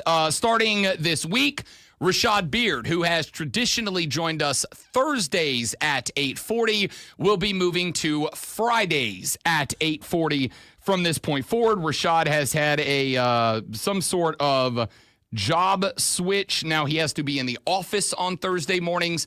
So Rashad is going to begin this week, as in tomorrow, joining us on Friday morning. So if you're a Carolina Panther fan who has made it a point to tune in to hear what Rashad has to say on Thursdays, you will now have to tune in to what Rashad has to say on Fridays. The second thing that I need to let you know is you will recall that hatin' Mario Herron from the BetMGM Network joined us on Tuesday, and I told you he couldn't show up on Thursday, and you would find out later in the week. Well, now you find out why. If you did not listen to BetMGM Tonight last night, it is because hating ass Mario is returning to Chicago, Illinois for a new job opportunity. He is no longer with the network. Last night was his final night on BetMGM Tonight. Yesterday was his final day with the BetMGM Network. Before I continue, I very quickly wanted to say, even though actually, he may be listening because I know he streams the show sometimes in the AMs.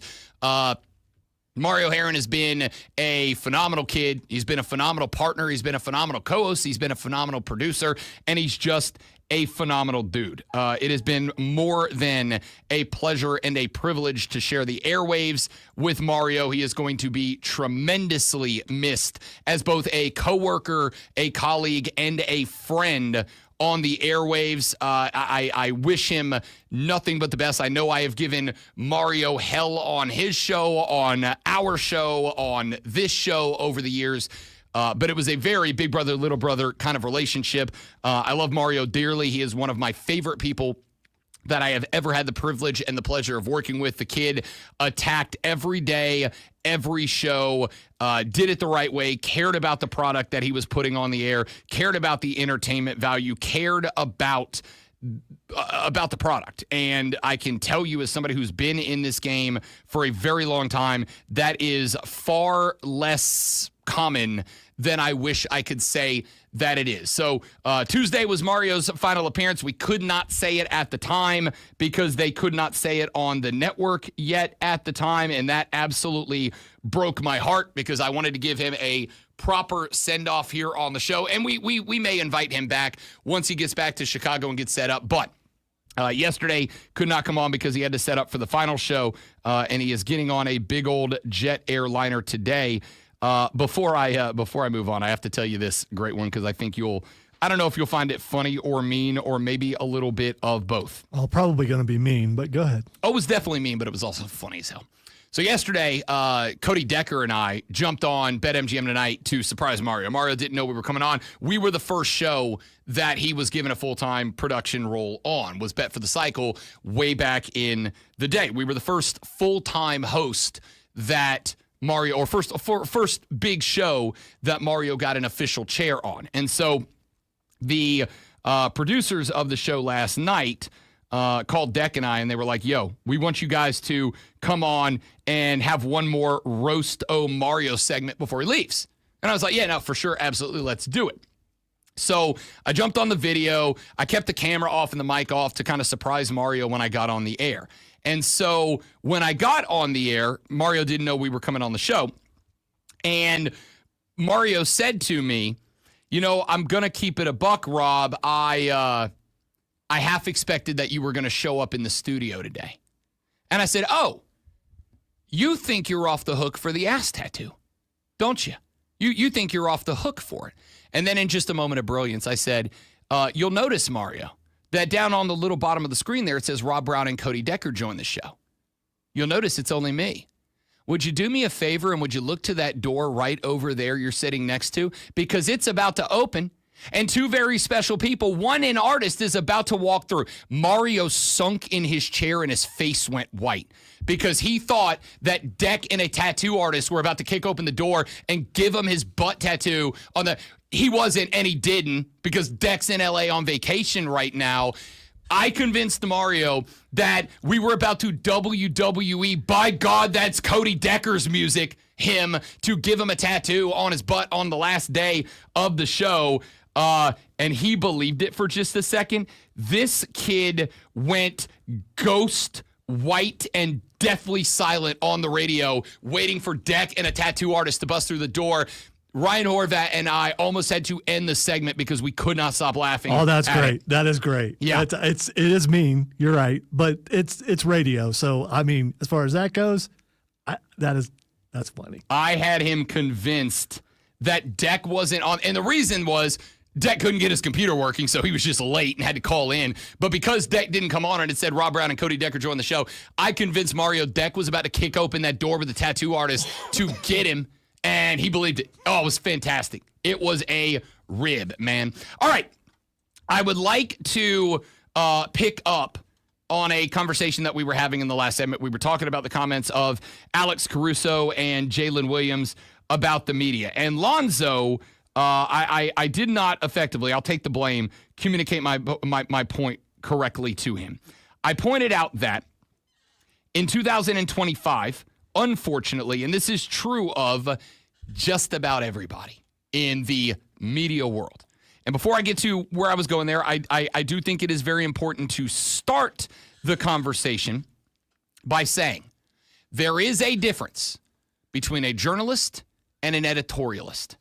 There is a difference. One is to provide news, data, information, facts. The other is to provide opinions and is under no obligation to be honest with you. And most people in the sports world nowadays, most people in the sports world are editorialists. I am an editorialist. Now, there are times when I act as a journalist. When I go to SEC Media Days here in 3 weeks, I will be playing the role of both.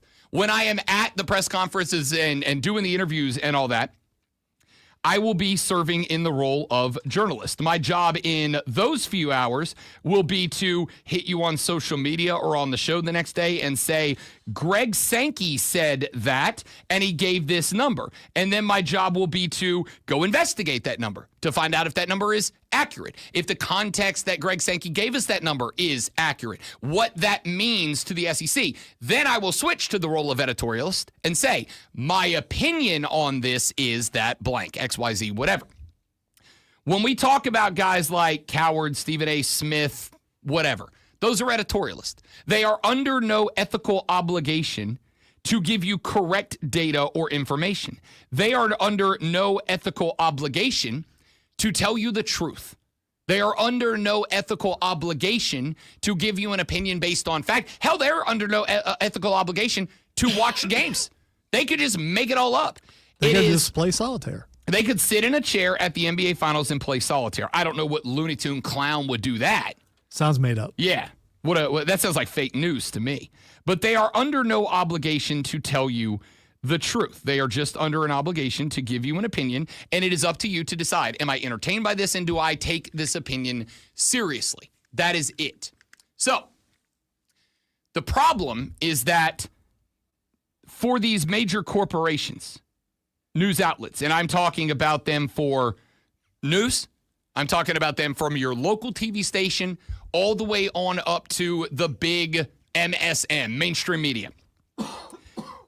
Their responsibility Welcome to the world of late-stage capitalism. Let's get philosophical up in this bad boy. Their obligation is to their shareholders. Late stage as an ending? No, as So in you're saying the country is over and all things are done and run out in the street naked and do whatever you want because No. it's that is the not end what of I'm the saying. world? Okay. That is All not right. what I'm saying. All right, you need to make yourself more clear. Late stage capitalism is a philosophy, a belief that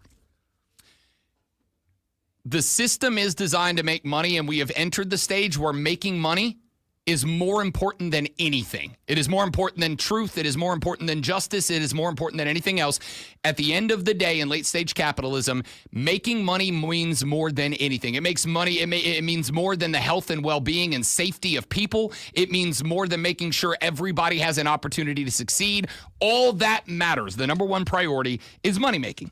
And I do believe that a large chunk of, if not exclusively, that's where we are in news. It is. We are at the late stage capitalism era where it is okay to openly lie about news as long as it's making you money.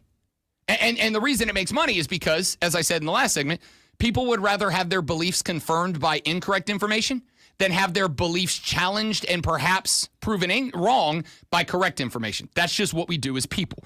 It is a well-known logical bias that has to be acknowledged and dealt with. So people would rather watch a 90-second clip because of the short attention span, especially if that 90-second clip confirms some sort of belief that they have. I will tell you one that I had to deal with yesterday. Based on the season the Oklahoma City Thunder had and my observations of Shai Gilgeous-Alexander, as somebody that I am willing to bet watched more NBA basketball this year than probably 90% plus of the people listening to this show, I had absolutely subscribed to the SGA is a free throw merchant belief. And then yesterday, not just by Caruso and by J. Will, but by a number of folks yesterday, I had a couple of numbers thrown in my face that I had not heard before. Number one, over the past 5 seasons, in all 5 seasons, SGA had more drives to the basket than any player in the NBA. More than LeBron, more than Giannis, more than Nikola, more than Ant. He had more drives to the bucket than any player. So it would make sense then he has more fouls than any player because fouls are frequently, most often committed against guys who are driving to the rack. This is why you kids out there listening, take Uncle Rob's advice. I don't care what position you play, learn how to get to the rack. That's where you get fouled. That's where you go to the stripe. The second bit of information that came out alongside that was this. SGA averaged this year 8.8 free throws per game. So just under 9. Y'all think Michael Jordan was a tough player? He wasn't a free throw merchant, right? Michael Jordan shot 12 free throws a game over his career. Kobe Bryant. Was Kobe a free throw merchant? Nobody accuses Kobe Bryant of being a free throw merchant, right? Kobe Bryant shot 10.1 free throws per game. The greats of the game. And again, you do have to put the variables in, one of them being that there are the superstar rules, the Jordan rules. But Jordan and Kobe, yes, GOATs. Yes, they had the superstar rules in front of them. Those guys shot more free throws per game than SGA. So, were they free throw merchants? I've never heard them accused of that. Yesterday, when I heard these numbers, I went back and really analyzed them. And I do think there are some variables in the equation. I do think there are some things. I do think SGA is a bit of a flopper. But as I've also said, I don't think that flopping to earn free throws, if you're getting the calls, I don't think flopping to earn a free throw is any worse than throwing yourself on the ground to take a charge. But we put respect on guys who take charges, right? That's a glue guy willing to put his body on the line, take a charge. How's that any worse than a guy taking a hit on the arm and going flying through the air if that's the only way he's going to get the call? That's how the game is played. So I had my opinion on SGA change. Do I think he's a flopper? Yes. Do I think that's inherently bad? As I am a proponent of and fan of guys who are willing to put ass on the deck to take a charge, no, I can't say it's any worse than that. And when you were telling me that SGA is shooting a full free throw and a half fewer than Kobe Bryant did over the course of his career, and a full 4 free throws per game fewer than Michael Jordan, and I have, and I don't think you have either, ever labeled either one of those guys a free throw merchant, then I think at that point, I had to change my opinion on that.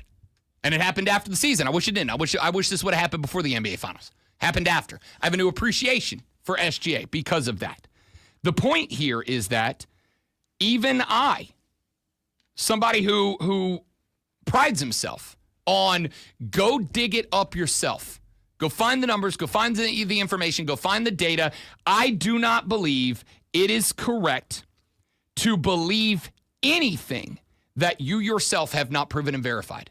Now, you may do that by looking at experts and having them provide the data and the research method they got there and yada, yada, yada, going way off the deep end here. But I am a full believer in the philosophy of I don't believe anything you say to me that cannot be proven to me, with like dumb exceptions that make funny radio bits or whatever, right? So when when Alex Caruso and when Jay Will say that they believe a lot of people in the higher up media don't watch the games anymore, and they provide those numbers as their evidence of it, and I went and confirmed those numbers, that's pretty good reason to believe that the folks who have, and again, I'm one of them. I am punching myself in the face here.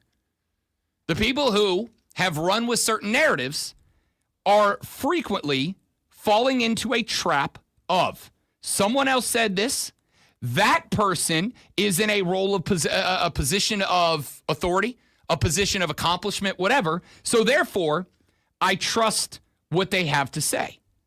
And when you fall into that trap of just assuming that someone in a position of trust and authority is automatically telling you the truth, no matter what position of trust and authority they're in, that's when you get yourself into trouble. And I think that's what's happened in the sports world. You combine that, when you combine that with the fact that we as a country have developed this remarkably short attention span, we end up in the world that we're in now.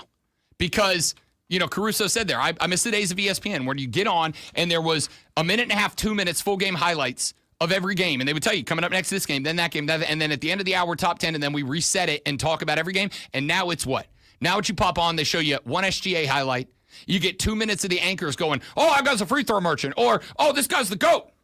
And no gray area, no nuance in the middle. And collectively, our coverage of sports has gone downhill because of it. I believe every word of that. I also believe every word that Lonzo's about to tell you in the Sports Flash. Including that was all directed at Stephen A. Smith. That's what that whole thing was about. Not wrong. The Atlanta Braves' perfection against the Mets came to a conclusion last night with a 7-3 loss to New York. Rookie Didier Fuentes made his second big league start but got hammered, giving up 8 hits and 6 runs in 3.1 innings, striking out just one. The Braves collected 6 hits, including Drake Baldwin's 9th homer of the year, but went 1 for 6 with runners in scoring position. Charlotte Hornets selected Dukes Knippel with the 4th overall selection, a 6'5" wing player with a great shot and aggressive defense.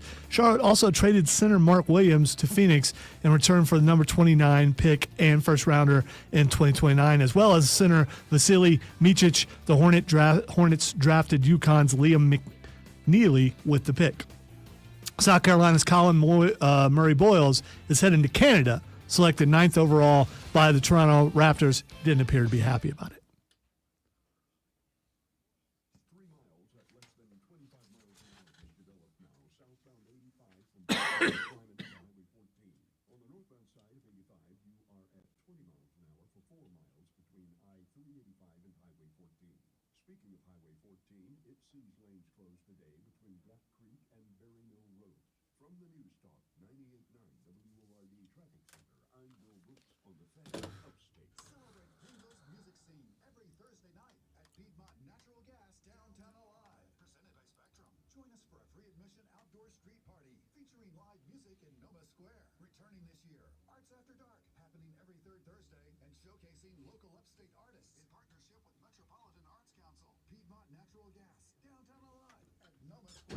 Thursday evenings, March 13th through August 29th.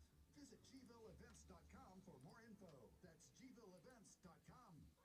Greenville County Animal Care is the only shelter in Greenville County that accepts animals regardless of their condition, behavior, or circumstances.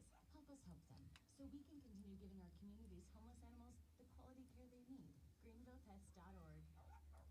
Diabetes, high blood pressure, anxiety meds, everyone's on them. If you're a 50-year-old male, maybe a bit porky, and you may even have type 2 diabetes, $1 million of term insurance may only cost you about $200 a month. Call Term Provider. Speak with Big Lou at 800-700-6898. Big Lou will find a term life policy for you even if you have type 2 diabetes, are overweight, or have high blood pressure. Term Provider has helped thousands of people like you who think they can't afford term life insurance. To buy $1 million of affordable term life for you. Gonna take us off for just a second to get Lulu on the phone, guys. Y'all stay right there. BRB.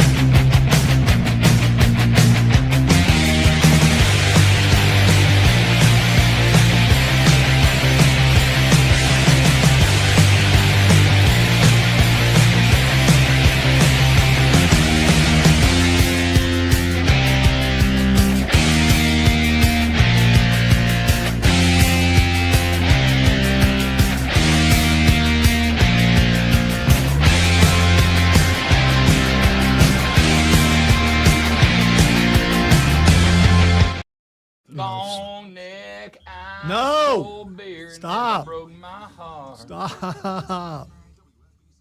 Like diamond rings and football teams have torn this I'd rather hear you apart. defend the media endlessly than hear you sing anything Like country. a neon dream, it just dawned on me. The bars in this Thank you, guitar headphones. and long neck, ice cold beer never broke my heart.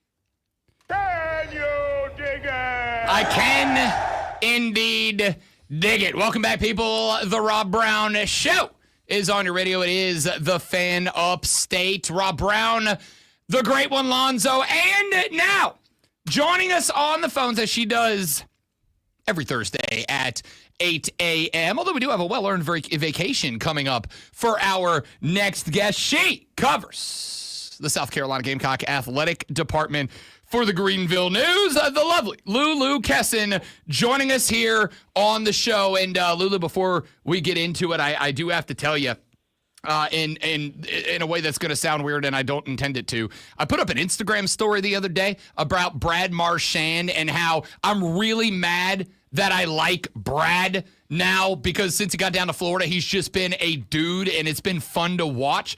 I hated Boston Brad. I love Florida Brad, and I got a DM from Mrs. Mama Lulu Kesson, who I now know is a Bruins fan, who was up in her feelings about Brad getting a ring not in Boston, just so you know where I'm coming from.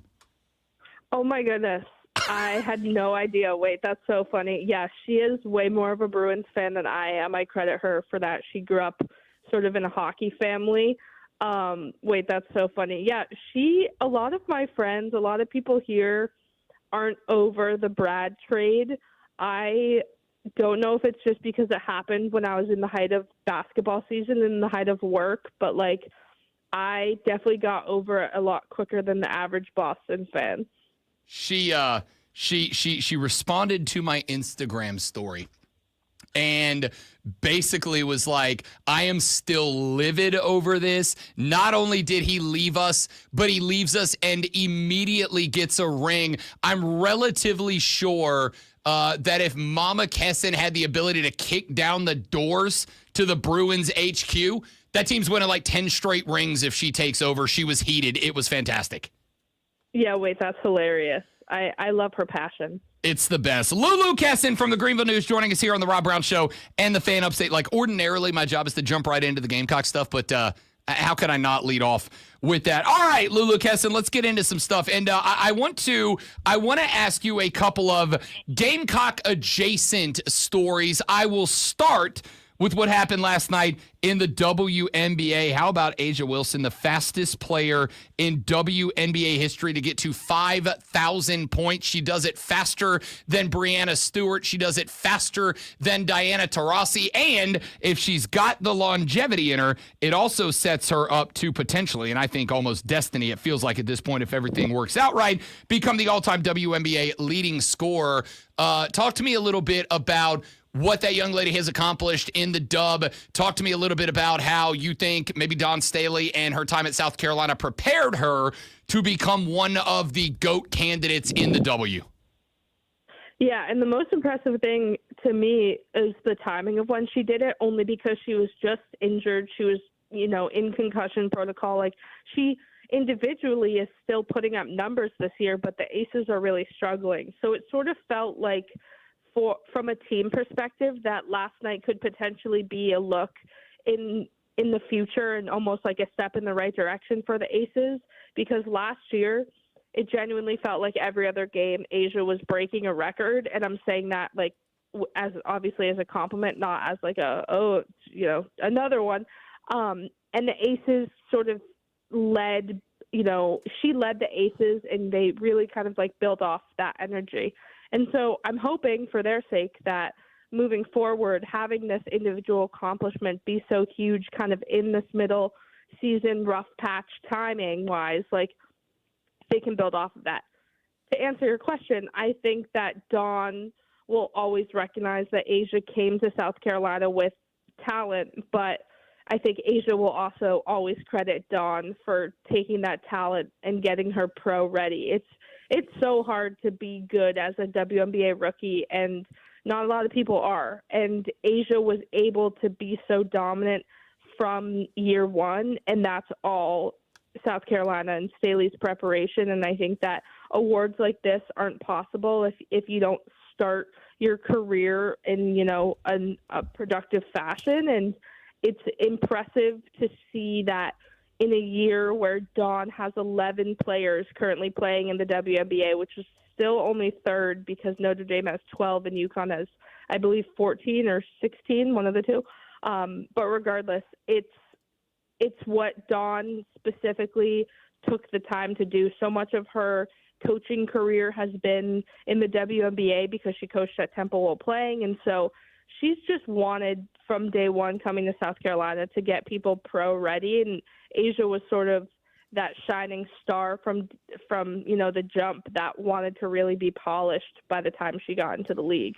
One of the things that, and one of the reasons that I think South Carolina fans should care about that story is I think with the W growing exponentially in popularity, Lulu Kessin, in terms of growing with the celebrity, in terms of it growing financially, I mean, there's a long way to go, but the attention to go is starting to not form, but like really take shape.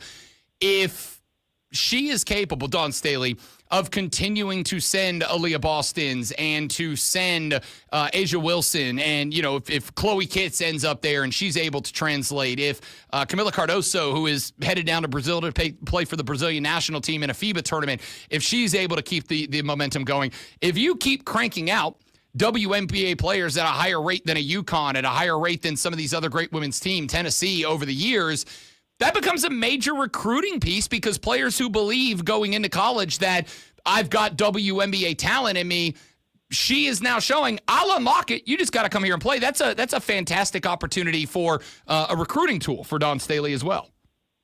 Absolutely. I just talked to a parent of a 4-star or a 5-star recruit, that has South Carolina in their top 4 schools. And a lot of what he said, and then a lot of what his daughter has said publicly, is just basically about the fact that they know that there's another level of sort of readiness that she'll get going to South Carolina that she isn't necessarily guaranteed to get at other schools, just because Dawn has not only the connections, but like you said, the tools and the ability to get people, prepared for the WNBA.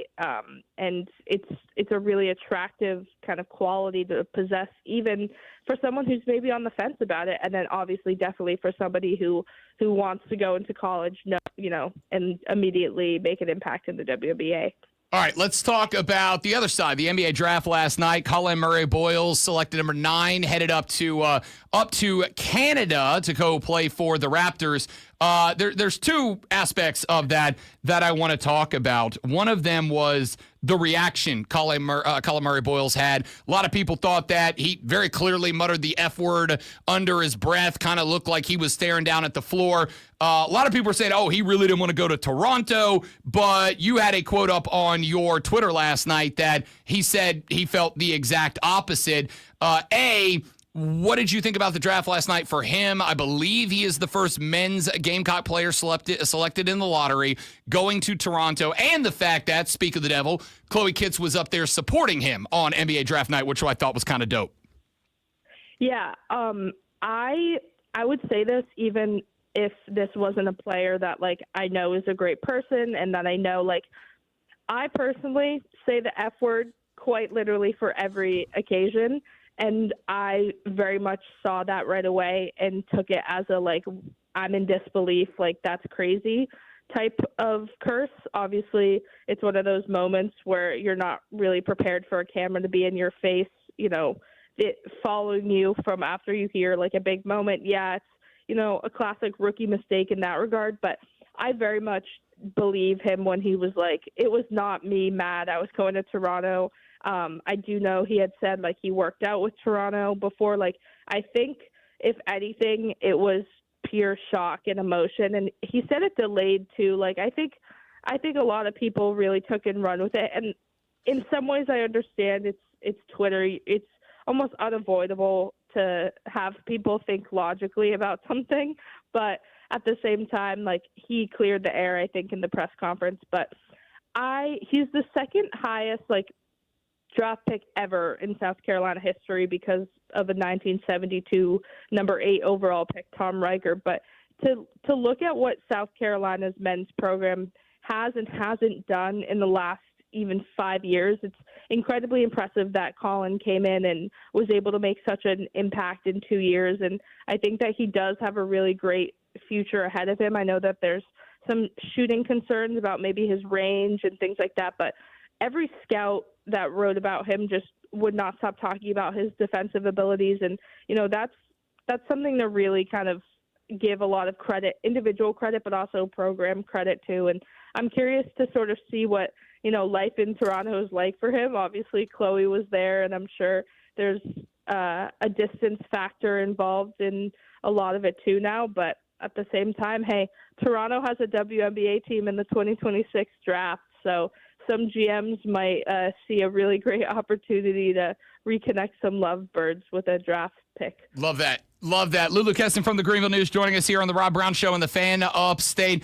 Lulu, I'd like to go back in time a couple of weeks to the interview that showed up from Lenora Sellers' dad, Nora Sellers, because the conversation kind of got commandeered and really forced on us about the alleged offer of $8 million to transfer and his decision to stay and all that. But you had an article on GreenvilleOnline.com that I just got the opportunity to read yesterday when I was getting prepped for today.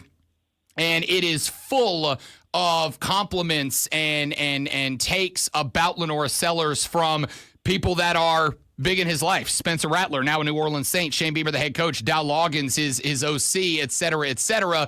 Talk to me a little bit about, now that we can kind of put that transfer offer to bed, what else did you take out of that article since then and the conversations you've had with some of these other presences in his life? And where are you about this guy now that he has started to really gain a lot of national discussion as potentially a Heisman finalist?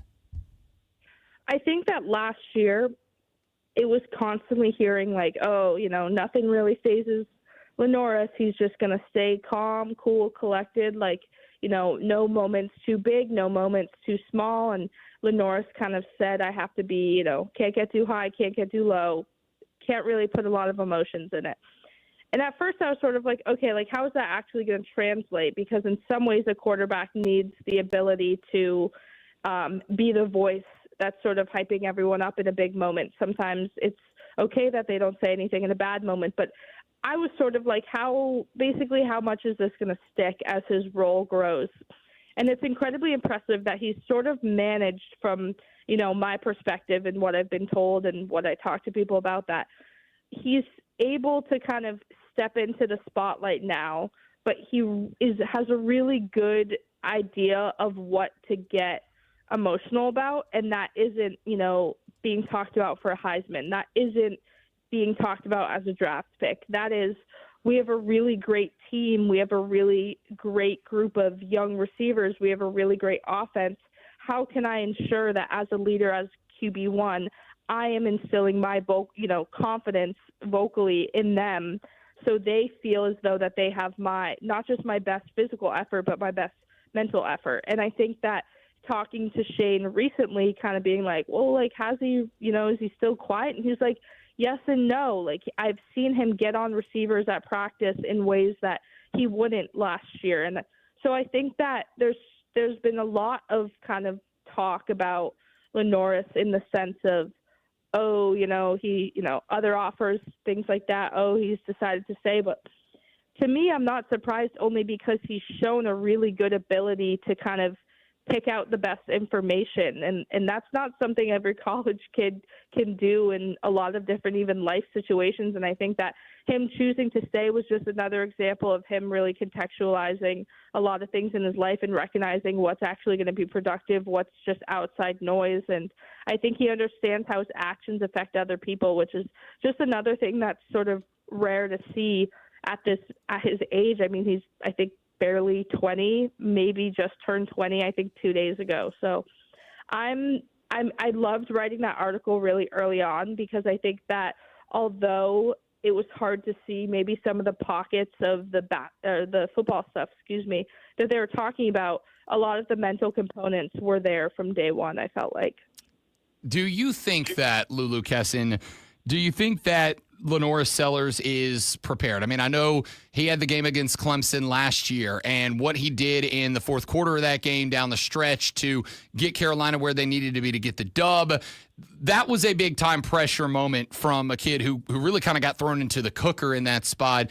Do you think that moment, do you think this offseason has prepared him, and do you think he is ready to handle the pressure of, let's keep it a buck, heightened expectations for the football team this year, playoff hope from South Carolina fans this year, and Heisman hopeful discussion going on around him? Do you feel like what he went through last year has prepared him to handle the weight of the moment that will be upon him when the season kicks off here in 70 whatever days it is?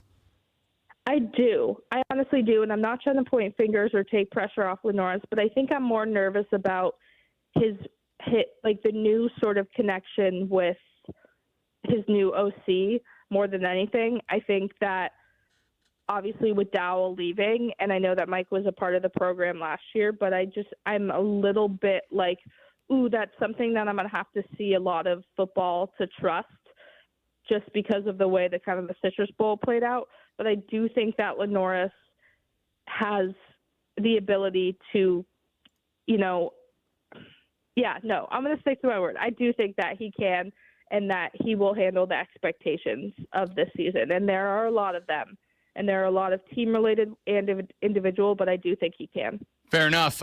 Real quick, we did get a text there we got a crossover question here. Buckeye Mike, who wanted to see if you had any commentary on Air Nolan. How's he doing? Is he involved? Where is he at? Do we have any update on what the transfer from Ohio State has been? Will we see him on the field at all this year in any capacity? It's interesting because Shane seems really stuck on Luke Doty being QB2 right now. And I think that regardless of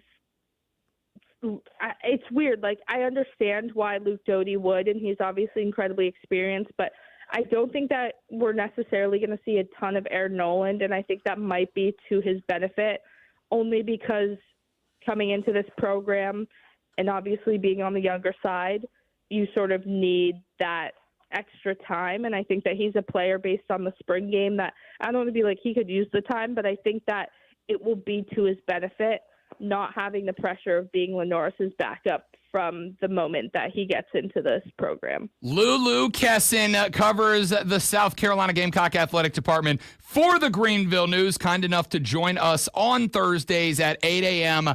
to break it all down. Lulu, I appreciate it. You're the best. Do me a favor. Call your mom. Tell her chill out. I'm sure everything's going to be okay in Beantown, right? I will. And I forgot to mention that a 4-star recruit is announcing his decision at 11 a.m. Desmond Green, he's from South Carolina, closer to like the Charleston area, I believe. And South Carolina's in one of his top schools. So be on the lookout for that at 11, couple hours. See, look at it. I'm trying to make a call your mom, and Lulu's like, wait, dummy, we got more stuff to talk about here. She's the best. Oh my God, I'm so sorry. Nope. I'm so sorry. Nope. I'll talk to my mom, I promise. Perfect. Lulu Kesson for the Greenville News. Appreciate you. As always, we'll talk to you next week. We got to run to a break. We are back after this on The Rob Brown Show and the Fan Upstate.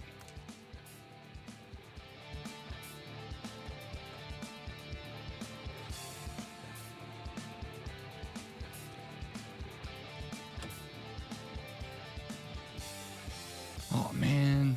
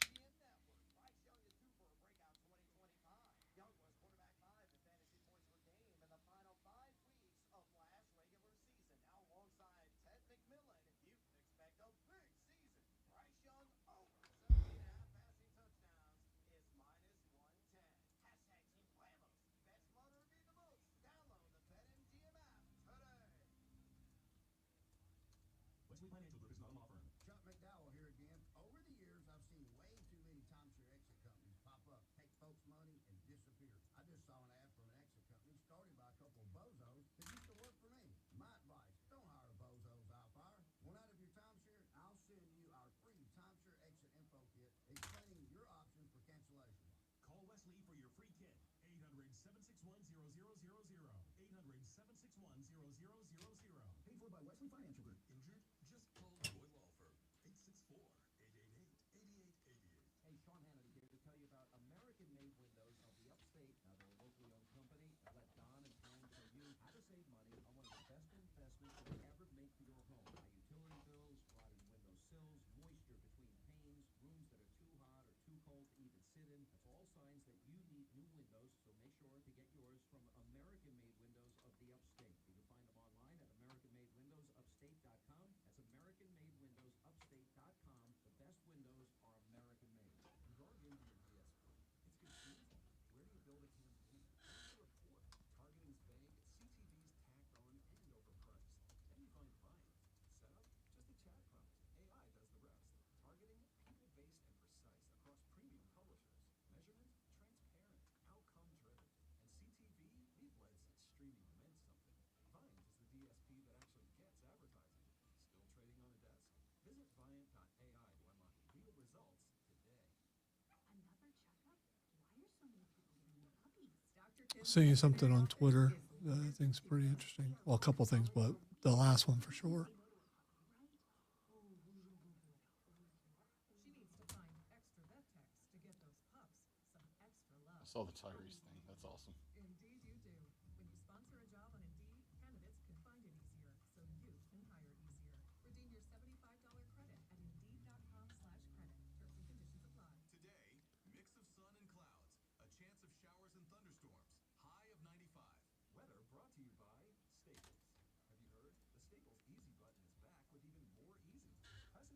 I don't know if you consider breaking news or not, but you saw the thing about Jason Light and what's call it? Why am I forgetting his Todd Bowles? Yeah.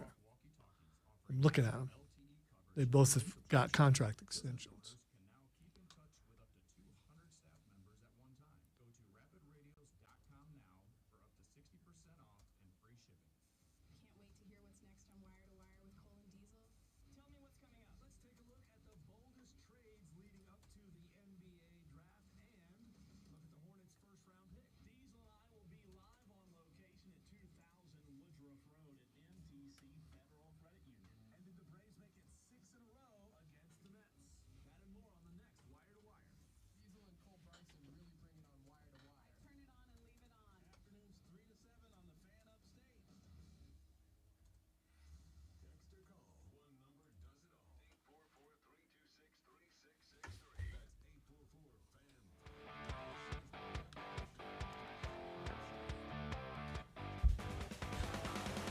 Thanks again to Lulu Kesson for joining us here on the Rob Brown Show and the Fan Upstate. Appreciate her time as always. Let's get some sound. We ordinarily do the audio blitz in the 8 o'clock segment, but on Thursdays, Lulu joins us, so we'll get into some other spots here. I have got a couple of different bits of sound, but there's some predominantly that I want to play from the Oklahoma City Thunder celebration earlier this week, 2 days ago.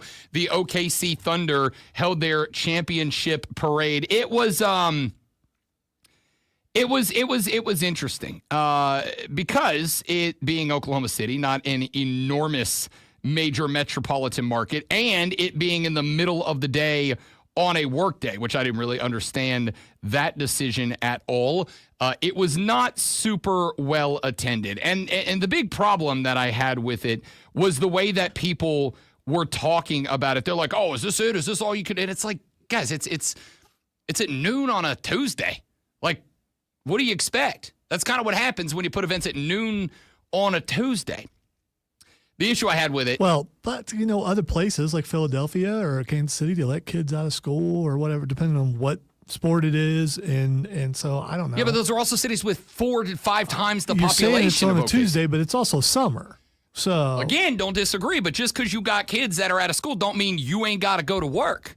And when you have 4 times the people, it's unsurprising that 4 times the people show up to an event. That doesn't matter whether the event is a Tiddlywinks tournament or an NBA championship parade.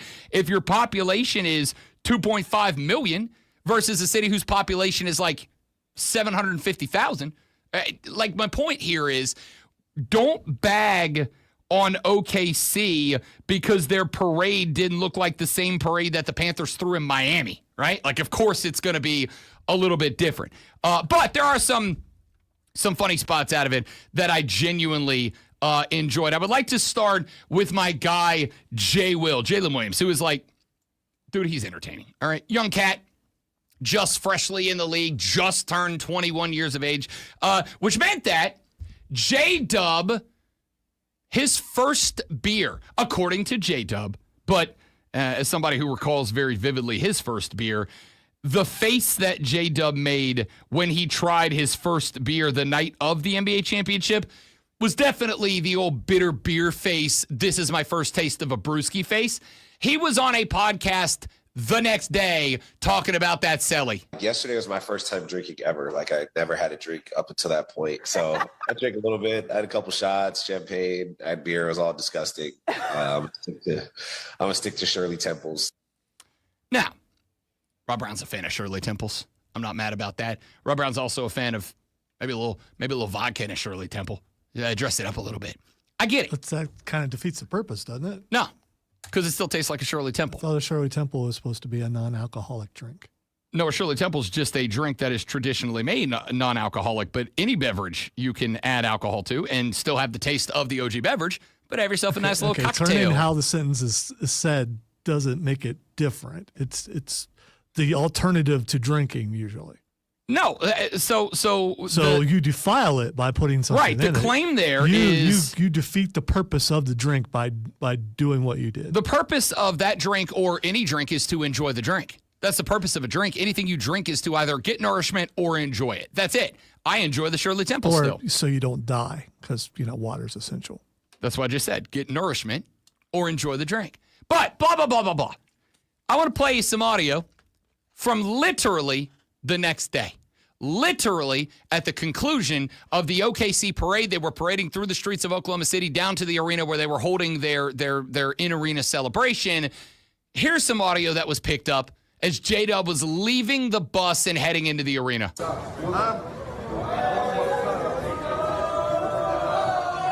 you get on that bus, how you feeling? Feel good. Feel loose. That's all I got. If you couldn't make out what happened there, J-Dub was walking into the arena, and the reporter was like, yo, before you go in there, one question, how you feeling? And J-Dub, if you're not watching the stream, this is why you should. Sometimes you get some dramatic acting. J-Dub, as he's walking, and the guy calls his name, Zoe, he's got the goggles on. He's holding a bottle of champagne. The guy calls him, and he goes, and the guy goes, how you feeling? He goes, I feel loose. That's all I got. My man went from, ew, beer and vodka and tequila and champagne are gross, to, I'm feeling loose, man, in a 24-hour run. J-Dub, welcome to the party. Yeah, what a betrayer. Welcome to the party. What a betrayer. I mean, you waited all this time and then you did it then? Why? You succumbed to your peers and what they wanted you to do, and thought you were more of a stand-up guy than Oh no! If you drink, you're a bad person. you are. If you went your entire life and didn't do it, then suddenly He did just it turned because 21. other people He are. just turned legal. You did. Under. By the way, you never said that once till now. That he just turned 21? Yeah, I literally said it in the lead up to that clip. I don't think you I did. literally said he's a young cat. He just turned 21. That's why he had his first drink. Yeah. Okay, if you did, then you're proving your point about the attention span of Americans. But I don't believe you said that. I 1,000% did. Good on J-Dub for feeling loose. That's all I got. Love it. Hey, you know who else was having themselves a really good time? Chet Holmgren, who grabbed a mic too. For believing in me enough to bring me here in the first place. Because without them, I'm never even here. All right, let me lock in. Let me tell you, the phrase, let me lock in, is said exclusively by one group of people. It is people who are in a brain state that is being chemically altered and are having to accomplish a task. Hang on. Let me lock in. This clip and probably further clips brought to you by AA. Some of them should actually go there. It turns out you can indeed get drunk, have a good time, and not have it be a problem. Also, I am curious about this because it's a controlled environment, but why are parades, why are you allowed to open carry?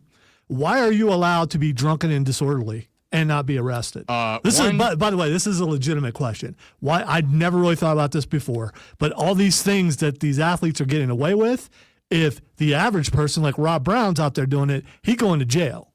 So there's a couple of things here. I actually know the answer to this.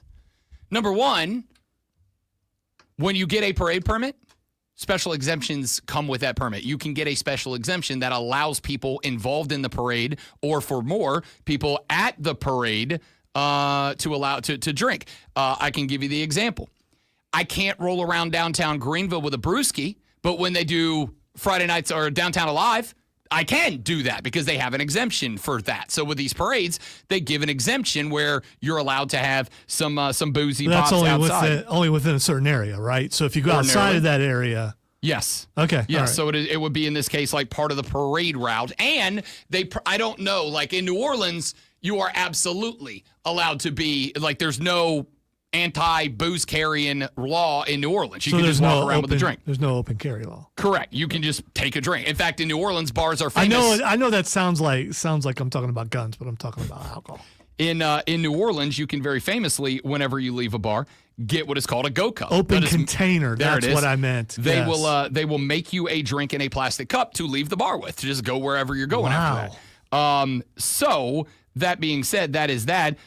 Number two, I also want to point out, drunk and disorderly are not obligated to be together. Sometimes you can just be a funny, lovey, happy, fun guy, So and then go home and go to bed. And sometimes you can just be disorderly without being Absolutely. drunk. Okay. Yeah. Many of us do that very regularly. All right. Especially when you get behind an anime guy. Freaking anime guy. Dude, I'm about to run that guy off the road. I was behind him again today. I was furious. Ace Bailey got drafted by the Jazz last night, and it was awkward. This was not one of his preferred destinations, Utah. He was hoping to get to either Washington, New Orleans, or Brooklyn. The Utah Jazz selected Ace Bailey knowing that. This is a little bit of a stunner, but if you think about it, this is an outstanding place for Ace Bailey. They have a wide open wing situation. They have a huge need for a star in his mold. So, Ace Bailey, who, I talked about this yesterday, was the thing I was more than anything else looking forward to seeing the drama around yesterday. This is a guy who has been not accepting or canceling or no-showing workouts with NBA teams. This is a guy who was, through his agent, effectively making demands about where he wanted to go play or to not go play. It was widely reported that at one point, the holders of the number 3 overall selection, the Philadelphia 76ers, had their president and general manager call the kid and invite him to dinner. And he was like, nah, I'm good. I don't want to be there. I don't want to come there. I don't want to play there. Well, he wanted to get drafted in the next 2 picks to either Washington or New Orleans. I've given you my theory on why. Both of those teams already have good players, but not like marquee players, but good enough players that the weight of the franchise isn't on him, but not so good that they would like dramatically overshadow him as a top 5, 6, 7, 8 pick. Whatever. He did not want to go there, and they straight up picked him. And I am now really interested in this because Ace Bailey was the most interesting story on NBA draft night number 1, and now he's going to be the most interesting story of the offseason and NBA opening night because he clearly did not want to be there. He clearly did not want to get selected and was clearly very shocked that he did. This is going to be an interesting illustration of, should young players have the right to be picky and call their shot? Is that an entitlement attitude, A? And B, does it work? Does he buy in? Does he go out there and bust it for the Jazz? Or does he phone it in for a couple of years, get himself out of there, and then go be a stud somewhere else? I don't know. I'm intrigued to see how this all plays out. We will see where it goes. When we come back, I've got 2 clips I want to talk about from the baseball world. One, from a couple of radio show hosts in New York that, I mean it when I tell you, made me as mad as I've been since Kevin Schnall got ejected from Game 2 of the College World Series. And what I think might be the funniest radio call that I have heard in a very long time. I'm going to play those for you when we come back on The Rob Brown Show and the Fan Upstate.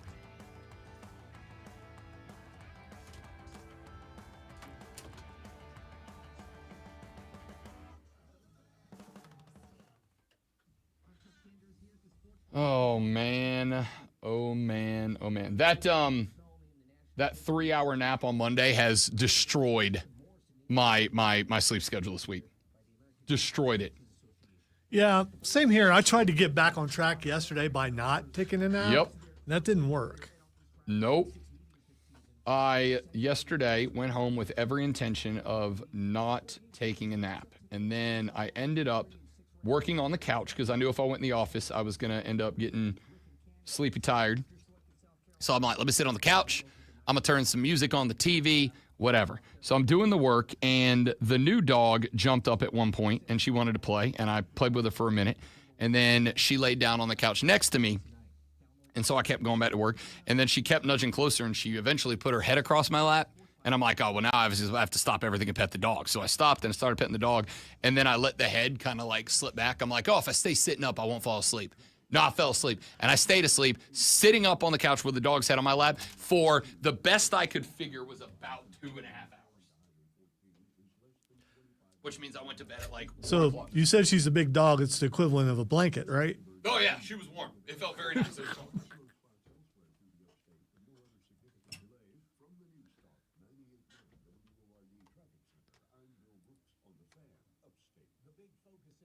America today is on your health, and more people are looking beyond pills and steroids and surgery. Hey, it's Charlie James for QC Kinetics. At QC Kinetics, they've been on the cutting edge of this medical revolution since 2018. Using regenerative medicine, they've helped tens of thousands of people get lasting joint pain relief using natural treatments that harness your body's own healing power. The truth is, regenerative medicine used to be an alternative treatment, but now it's mainstream. Their well-respected protocols include potent and powerful cellular-level treatments to revitalize and restore damaged joint tissue. They're not masking the pain.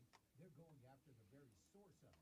Yes, you can say goodbye to that chronic pain and live your best life. Learn more about this revolutionary treatment and get a free consultation.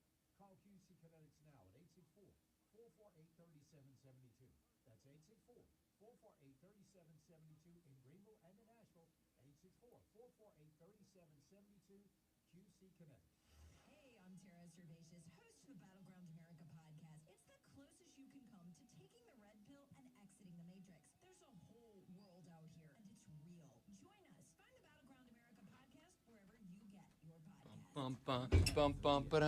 All right, I'm not going to put this in What the X, but for some reason, Siren's curse showed up. Sirens? It's a new roller coaster at Cedar Point. That is the one in Ohio? Yeah. Okay. There are two big ones in Ohio. Cedar Point is one of them. What's the other one? Kings Island. That's the one I was thinking of. Yeah. There is no way, especially now, but as I hated roller coasters as a kid, there is no way I do this. You start out like this. Straight down? No, you sit Oh, there. you're like that. You sit Yeah, there yeah. for a while before they drop you Yeah. before the coaster starts. No, thank you. There used to be one. Coaster, it tilts 90 degrees Yeah. and holds them vertical before Is they it drop. the one that does this, like the track? No, it's not one of Okay. those. Have It you just- seen those before? Yeah, I have. Yeah. This is a brand new ride there. There was one, I don't know where it is, but you go out on the flat track and you're sitting in the car, and then the track itself rotates down 90 degrees and connects with the other track pointed down. That is one of the few roller coasters that I'm like, I know that thing runs 1,000 times a day. I know it's as safe as it can be.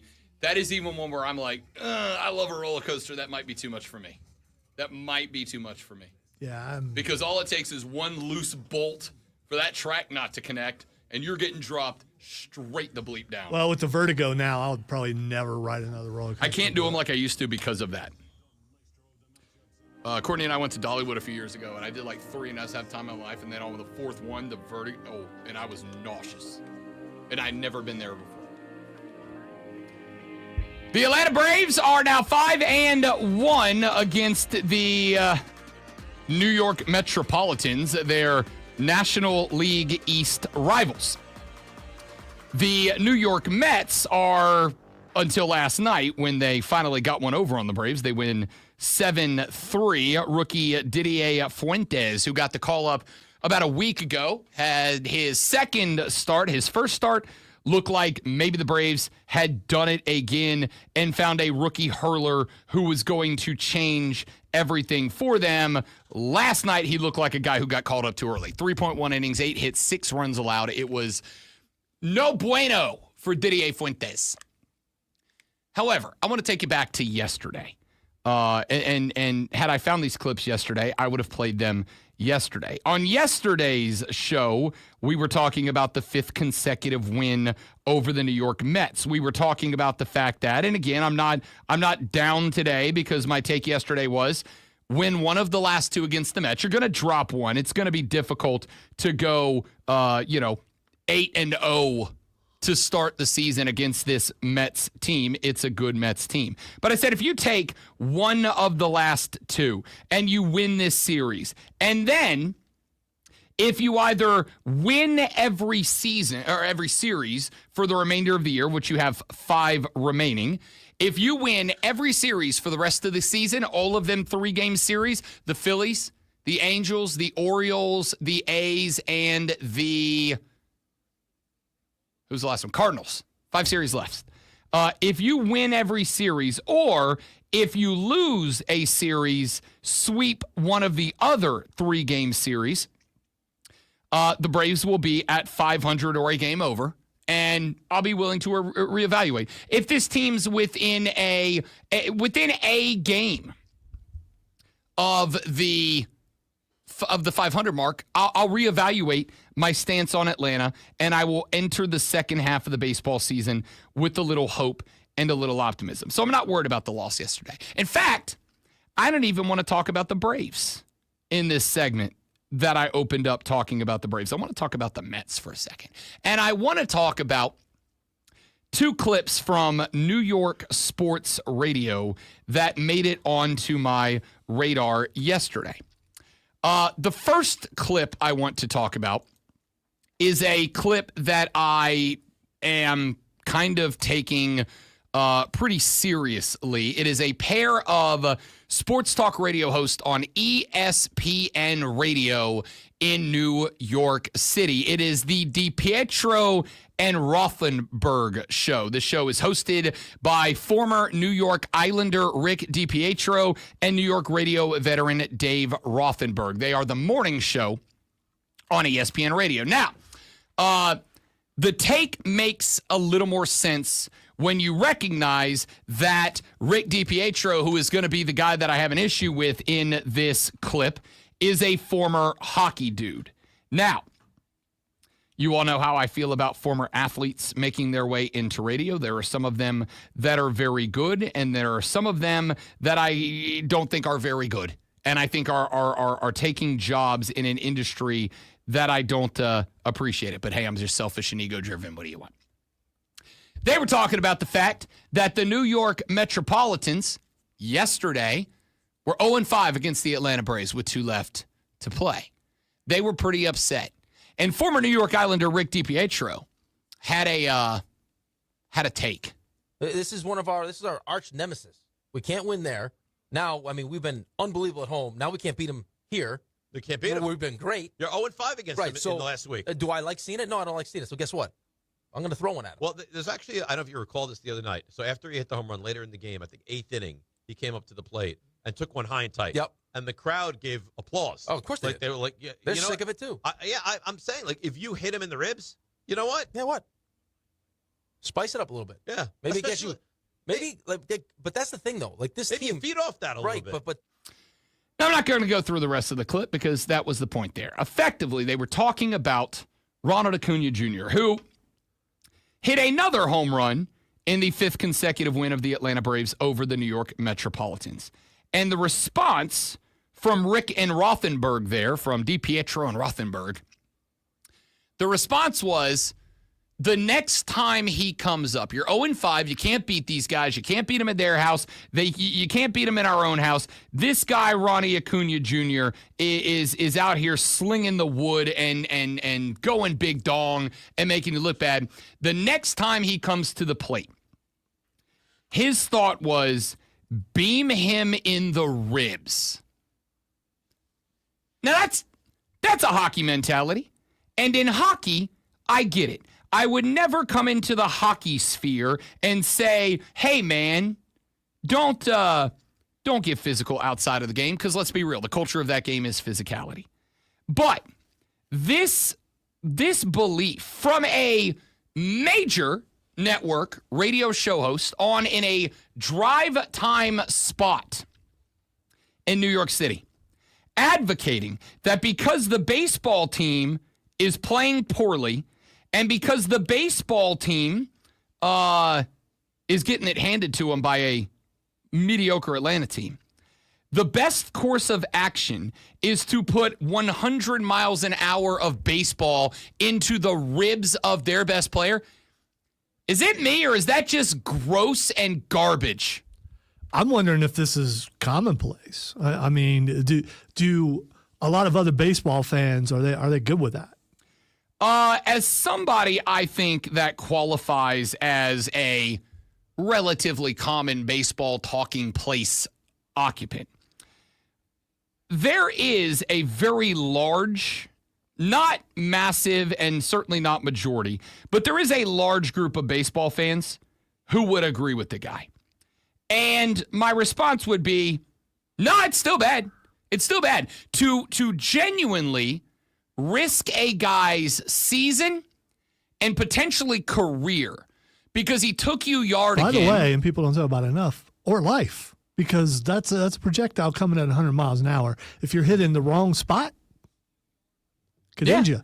So the thought of this guy's killing you, he's hitting big dongs in your own house, he's taking you yad repeatedly, and you can't beat his baseball team, so let's go ahead and risk a few weeks or his whole season or potentially his career by beaming him to get the boys fired up. Here's a better idea, Rick DiPietro.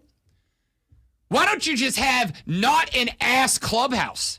Maybe, and I would expect you as a hockey guy to embrace this, maybe go find your Connor McDavid, who walks into the locker room and hits a locker with a baseball bat and drops 50 F-bombs on the team in a between innings moment and gets the boys fired up. Maybe find somebody on your team to actually be a leader.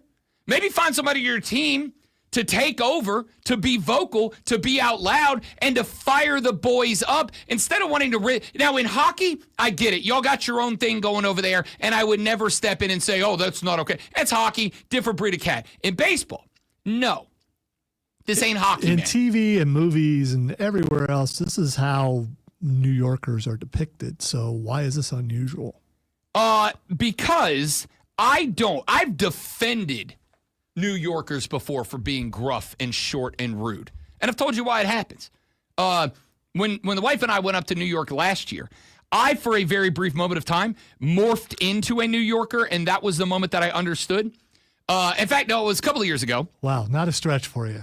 Because when I took the wife up there, I proposed in New York City. And when I took the wife up there to propose, I booked us a reservation at a very popular brunch spot that was up on a rooftop, up on a balcony, overlooked downtown, overlooked the Empire State Building and all that, but we had reservations. And when I made the reservations, they said to me, if you are not here at your reservation time, it will go to someone else. It's not like a 15-minute grace. Your reservation's at 10 a.m. If you're not in this door at 10 a.m., you do not have your reservation. You will have to find something. They're very clear about that. So the wife and I took an Uber from the hotel to where the restaurant was. We got out of the Uber. We started walking down the sidewalk, and in front of me was very clearly a tourist who was very clearly taking in the sights, and her and her big old fat husband were waddling down the sidewalk, taking up the sidewalk, and just oompa loompa doodly doo in their way, blocking the sidewalk. Wow. I don't know what you want me to say. They were large individuals. And the wife and I, who now have 3 minutes to make it to the front door of a restaurant 3.5 minutes away, are stuck behind him. And I said, pardon me, and nobody responded. I went, y'all, could you please move? Now, I'm not totally New York because I threw a y'all in there. But I was like, can y'all please move? And the lady turns around and she's like, there's no need to be rude. And I'm like, no, you're being rude right now. You're blocking up the whole sidewalk. And I almost wanted to drop I'm walking here in that moment. But I was like, no, you're being rude. You're blocking the sidewalk. All we're asking is to pass. And they moved over and we went by. And in the walk up, she's like, you good? And I was like, no, I get it now. I get it now. Because we have a place to be. I have a schedule. It's great that you don't enjoy your day, but get the hell up out of my way. So it had nothing to do with you being nervous and getting ready to take a big step. I wasn't nervous. I wasn't nervous because I knew she was going to say yes. We had the conversation, right? So blah, blah, blah. I've defended New Yorkers for the gruff because I understand it. What I'm not going to defend is our team sucks. They have no motivation. Nobody's got the stones in that locker room to stand up and get the boys fired up. So you know what we should do? We should throw a fastball into the ribs of an all-star. In your circle of friends, you guys are just talking. No one ever says something like that. Says something like, I hope that they drill the franchise in the ribs? Yeah. Not that I recall, but I can definitely tell you if one of them did, much like I do with any other bad take, I go, that's a bad take, dude. No, that's not cool. That's not all right. I'll call out my friends for their bad takes. No, drilling an all-star in the rib, drilling anybody, but drilling an all-star in the ribs because your team doesn't have the leadership to get it right is gross. So I'm not completely up on the unwritten rules of baseball, but that sounds like an unwritten rule of baseball. If someone's crowding the plate, you got to brush them back, and if you don't brush them back enough, no. We're not talking Ronnie's crowding the plate, brush him back. He just said hit his ass. I don't care if he's in the dugout. Drill him. There is a difference between crowded the plate, I pushed him back and it hit him, versus throw at his ribs, which is what this clown just said. No, dude. I don't care. This is a moment that I don't say something like this often. Brother, stick to hockey. Stick to hockey. All right? Now, I got a clip for you. Brother. I'm playing it, Zoe. I've decided I'm playing it. I'm taking the heat. This might be my favorite call of all time. I'm very frustrated. By pointing out that it's something that might be. Look, if it's going to get us in trouble, it's going to get in trouble whether I stand up or not. But you just do that and you don't do what you're doing now. A very frustrated Mets fan called WFAN, our sister audio station who aired this call. It's the greatest call of my life. This team has no balls. They never did. As soon as they see the Braves, they wet the bed. They're scared of them. I can't stand this team. This team does not belong in New York.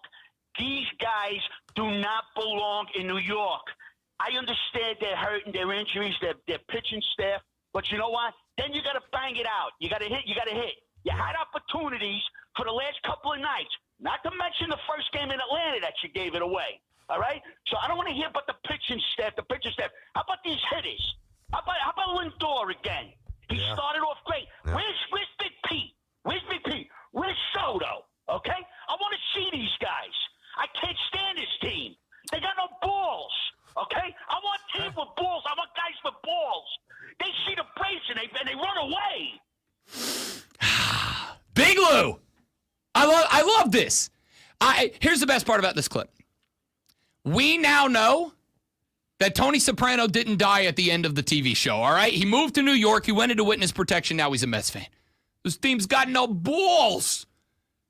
I don't know what to tell you. I'm gonna put this clip into Spotify and just listen to it on repeat. Now, there's a little extra sauce there because I'm a Braves fan and I hate the Mets and it's absolutely hysterical. There's a little extra sauce there because I'm a big Sopranos fan and that 1,000% was one of Tony's bosses, right? One of his capos, one of his underbosses there.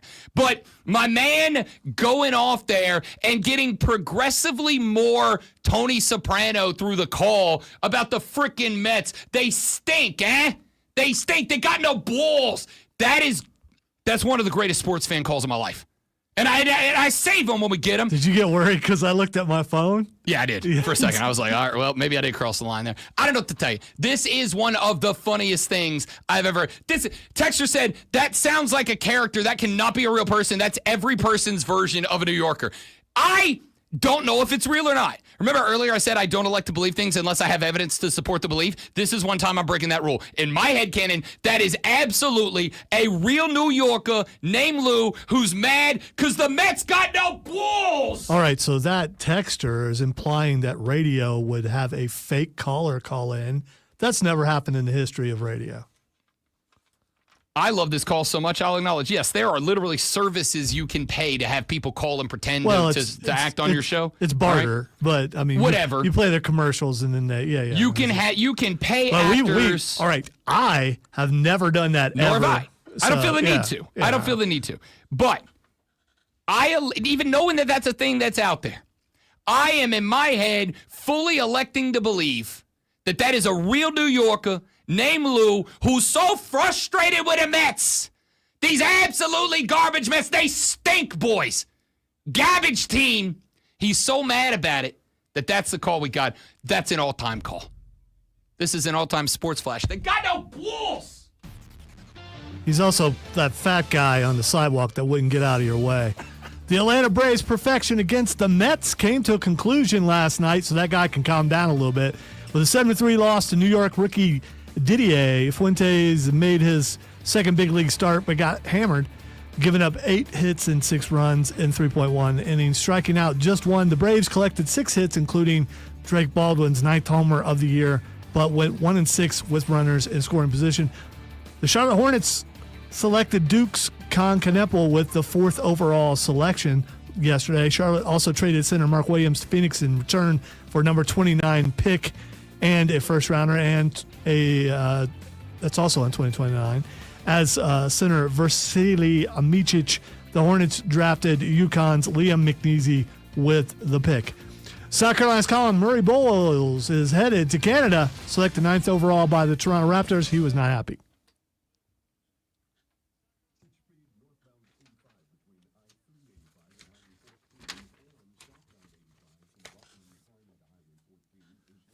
I'm blaming the writer for my struggles today.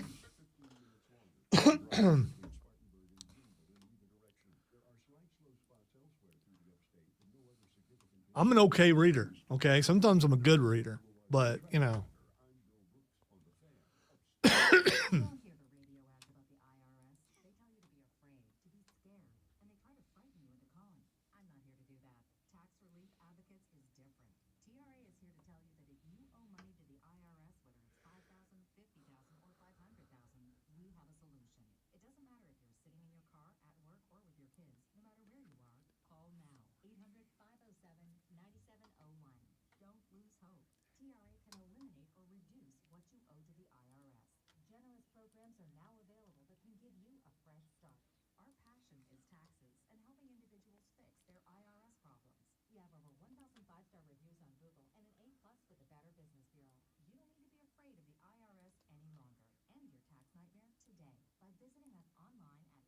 I always said, when I lose my job, it's going to be either something that I said or something like that.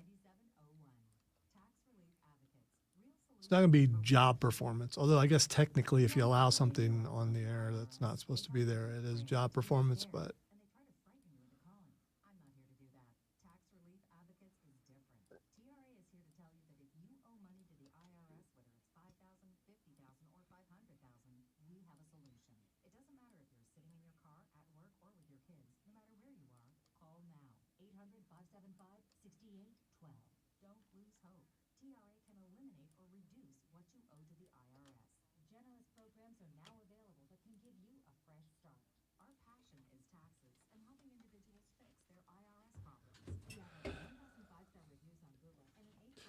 good thing you put the quotation marks in there, Joey B. I'm just saying.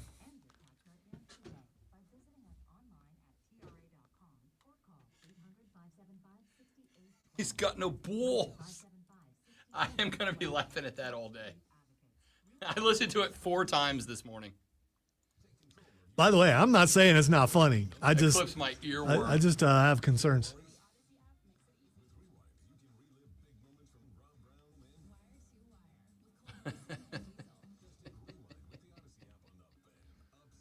Dude, you call me champ. I mean, come on. Paranoia in radio is if you don't have it, someday you're out there not able to get in the door anymore going, what did I do? I don't think I've ever been called champ before. You're called champs like Buddy. No, I get it. I absolutely get it. There's 2 reasons somebody's calling you champ. I feel like Will Smith's character in Men in Black. Don't call me sport. Don't call me champ. Don't call me chief. Don't call me slugger.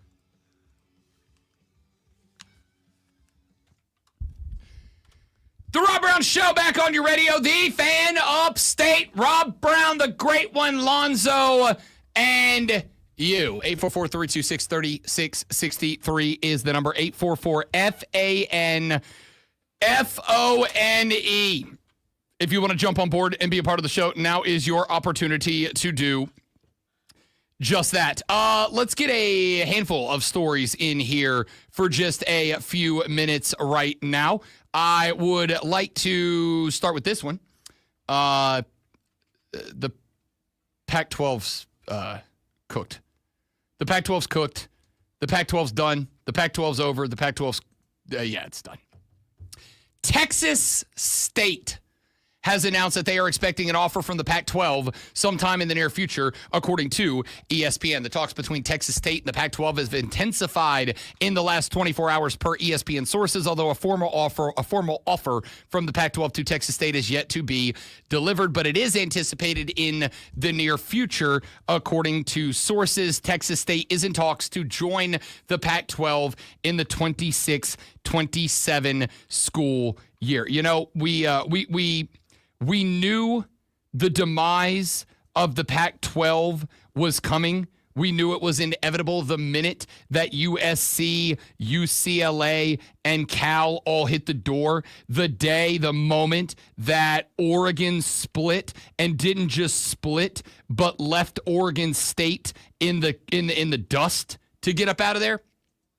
we knew the conclusion of the Pac-12 was imminent for some reason. And I am not like a super, I mean, I'm a sentimental guy. All right, I have feelings too. I'm not a super sentimental guy, though. And when it comes to sports, one of the qualities that a lot of people do not like about me is that I don't really care when it comes to changes and movement in the game and all that. I usually don't really care about my, your, or anyone else's emotional response to it. I'm more going to dive in on what is happening and why it's happening, not, oh no, geographical rivalries are dead. Is that a bummer? Yeah, I'm not saying it's not a bummer, but I'm not going to get all hung up and caught up in it because I also recognize it doesn't matter. It doesn't matter. Yes, we're all sad that geographical rivalries are no longer a thing in college sports. Again, teams are splitting up all the time. We're having a conversation right now that a rivalry between USC and Notre Dame that has been played since the turn of the last century is probably going away. If the networks involved with those two schools decide that they can make more money if they don't play each other than if they do, then that rivalry is cooked thoroughly. However, I do have a little bit of sadness about this. Because if Pac-12 members, Oregon State and Washington State, are doing everything they can to keep the oldest major conference in professional or in college athletics alive, and the best they can do is Texas State University, it's dead, right? It's dead. Their 2026 membership as of right now is Oregon State as of, well, let me scratch that, going into 2026. The Pac-12's football membership for 2026 is Oregon State, Washington State, Boise State, San Diego State, Colorado State, Utah State, and Fresno State. Gonzaga is in the league, but they do not have a football team. They will represent in basketball, so that is really good news because that is a likely March Madness team that this conference is going to be able to send to the tournament and get a little pay scratch out of it. In a weird way, and I don't know why, because I'm not a Pac-12 guy. I don't have Pac-12 ties outside. Like, my closest Pac-12 tie is Cody Decker graduated from UCLA 15 years ago, right? Like, that's the closest tie that I have.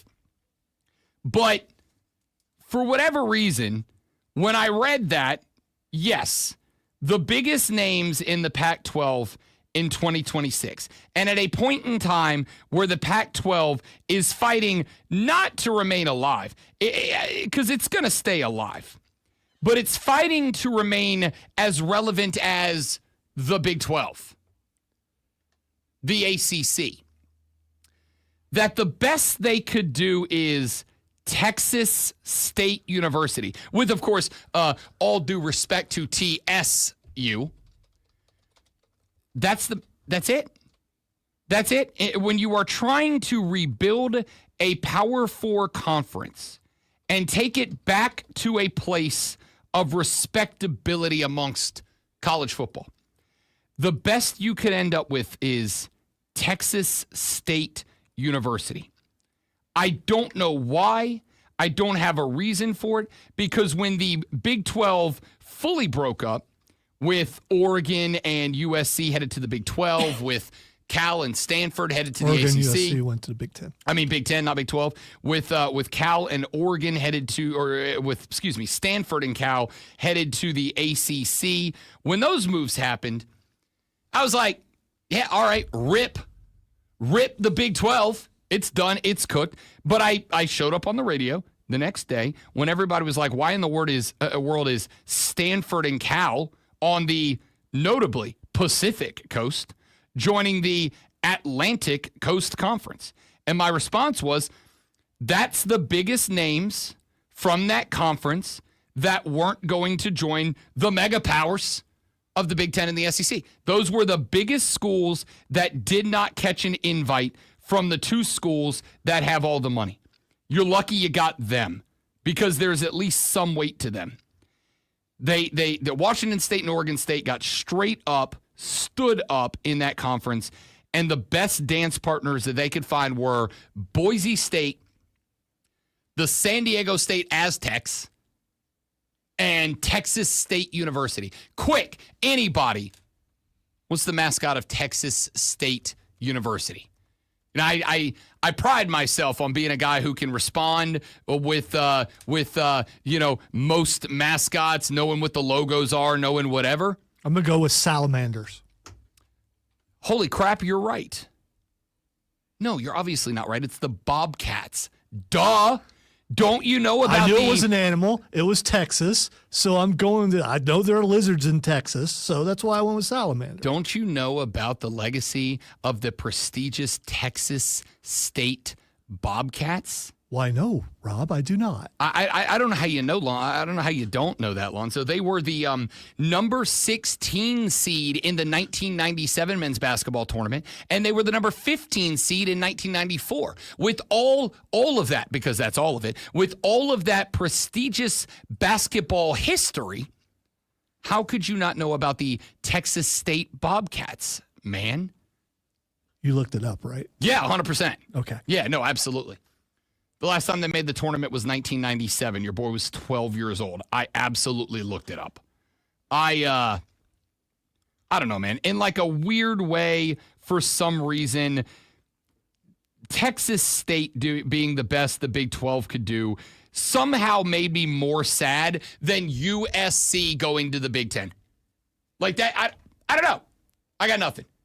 That bummed me out more than USC saying, yeah, no, we're out of the Pac-12. Oregon saying we're out of the Pac-12. Those two definitely on the Pac schools going to the Heartland of America conference. I don't know why it bugged me, but it bugged me. Like that one kind of cracked me up a little bit. I don't have a reason. I don't have a rationale. All right, I wanted to bring this story back up. It was part of the water cooler cheat sheet earlier. We'll spend a few more minutes here, though not a ton of time on it. But Bret Bielema, I know many of you have some very strong feelings about Bret Bielema. How could you not? Old Bret Bielema and buddy of the show, Shane Beamer, during their bowl game matchup a number of months ago, about damn near got into a fist fight. You will remember, of course, that at a point in time that there was an injured South Carolina Gamecock on the sideline. Bret Bielema came out and started doing the coach's tee, timeout, whatever signal. And old Shano was getting him after it. Now, they have kissed and made up since then. Yeah, are you buying it? I'm not. That was some real hatred. Shane wanted to beat his ass. Are you kidding me? No, that was real hatred. Yeah. Who didn't? Yeah. I mean, you, as not a Gamecock fan. The only people who didn't were Illinois fans. Yeah, I was going to say, I wanted to fight them too. Yeah. I mean, I've said it before.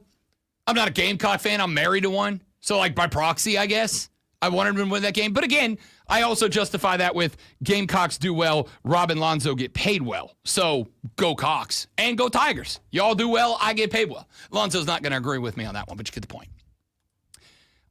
Yes, I also wanted to fist fight Bret Bielema in that moment. But that's kind of the thing for Bret Bielema. That's kind of who he is. That's kind of the appeal for a lot of people about that guy is he's a heel, full on. However, I kind of appreciate Bret Bielema's heel activities from yesterday. Bret Bielema was on a podcast yesterday, and Bret Bielema, without making the accusation outright, pretty much accused Georgia of tampering with players. Bret Bielema was on the Triple Option podcast, and he was talking about a young running back by the name of Josh McCray.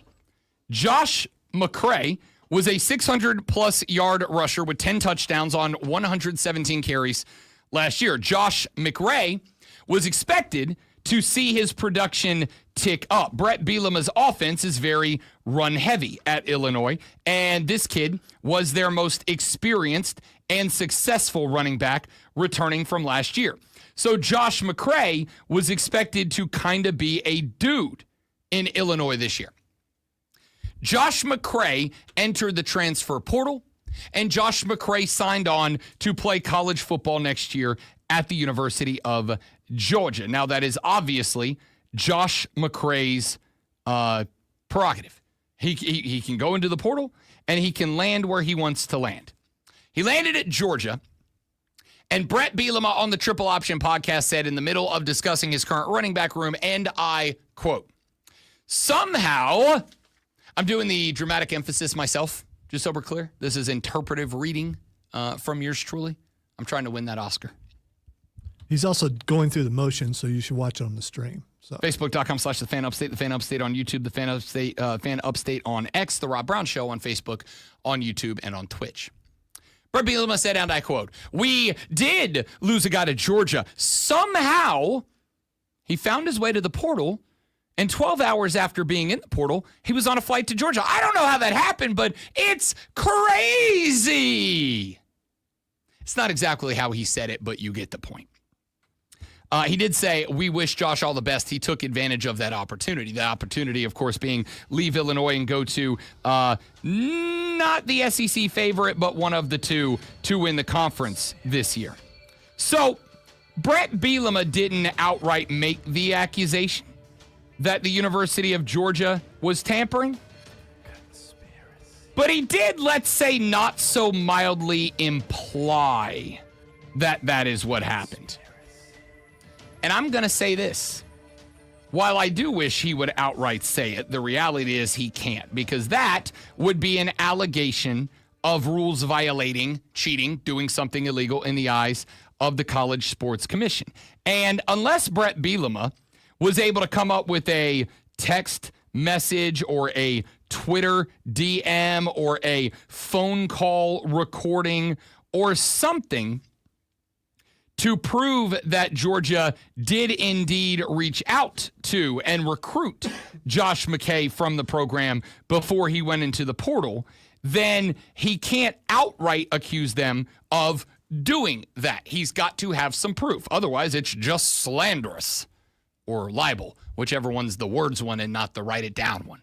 Now, I would also make the argument that it is not an unbelievable reality that Georgia, being a top flight program in these great United States of America, when the portal opened and Josh McCray, along with thousands of other athletes, entered it for the first time, did not have a coach or a staff member whose job during the portal period was to sit in front of their computer, go to the NCAA's portal tracker, and just slam the F5 button every 7 seconds to find out who was entering their name into it.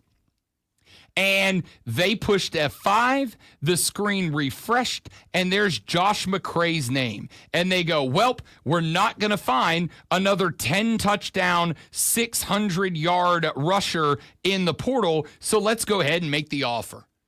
Remember, players can enter into the portal with a do not contact clause. If they do not do that, then anybody can reach out to them and effectively make an offer. It would not be a crazy reality that Georgia has a portal coach whose only job is to refresh the screen, and when a name they are interested in fits a profile they're trying to fill, say, "Carbs. Hey, Kirby, here's this dude." And it would not be a unbelievable reality that Kirby Smart called the kid minutes after he went in the portal and said, "Hey, I don't know if you've heard about the Georgia Bulldogs, but we're pretty good at football, and we run the ball a lot. And we'd like you to come run the ball a lot here at the University of Georgia, who is pretty good at football." And a guy like Josh McCray, leaving a good, developing, trending upwards under Brett Bielema team in Illinois, to go, "Welp, I can stay with the Illini, and I could be a threat to win 12 games, but I would be a real long shot to win the conference." Real long shot. Or I can go to the University of Georgia, and I could play my ball there. And I could be a definite opportunity to win the SEC. I would be a almost guarantee to make the college football playoffs next year, and I could be a highlight player on that team. And if I've got aspirations of making the NFL, let's be real, Georgia's going to put me on tape more than Illinois will. It is not an unbelievable reality that kid takes that call and says, you got it, coach. I'm headed to the Champlain, probably not international airport right now. I'll be in Athens in 12 hours. I'll see you when I see you, coach. And just automatically take that spot. Because, again, there are some places that if they come calling, you say yes. If WFAN New York calls me right now and goes, Rob Brown, we want to hire you to come up here to the Big Apple and do radio. Are you interested? I'm saying yes on that phone call. You got it, boss. I'm on a plane tomorrow. And I think people would understand that. So Brett Bielema can't outright accuse Georgia of tampering, but he can insinuate it.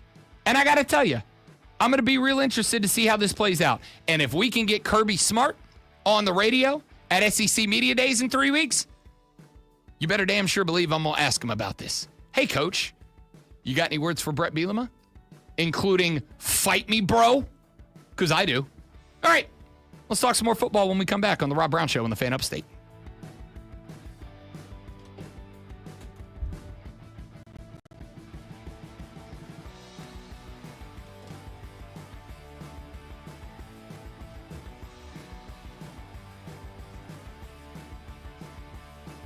All right, guys, stay right there. We'll be right back.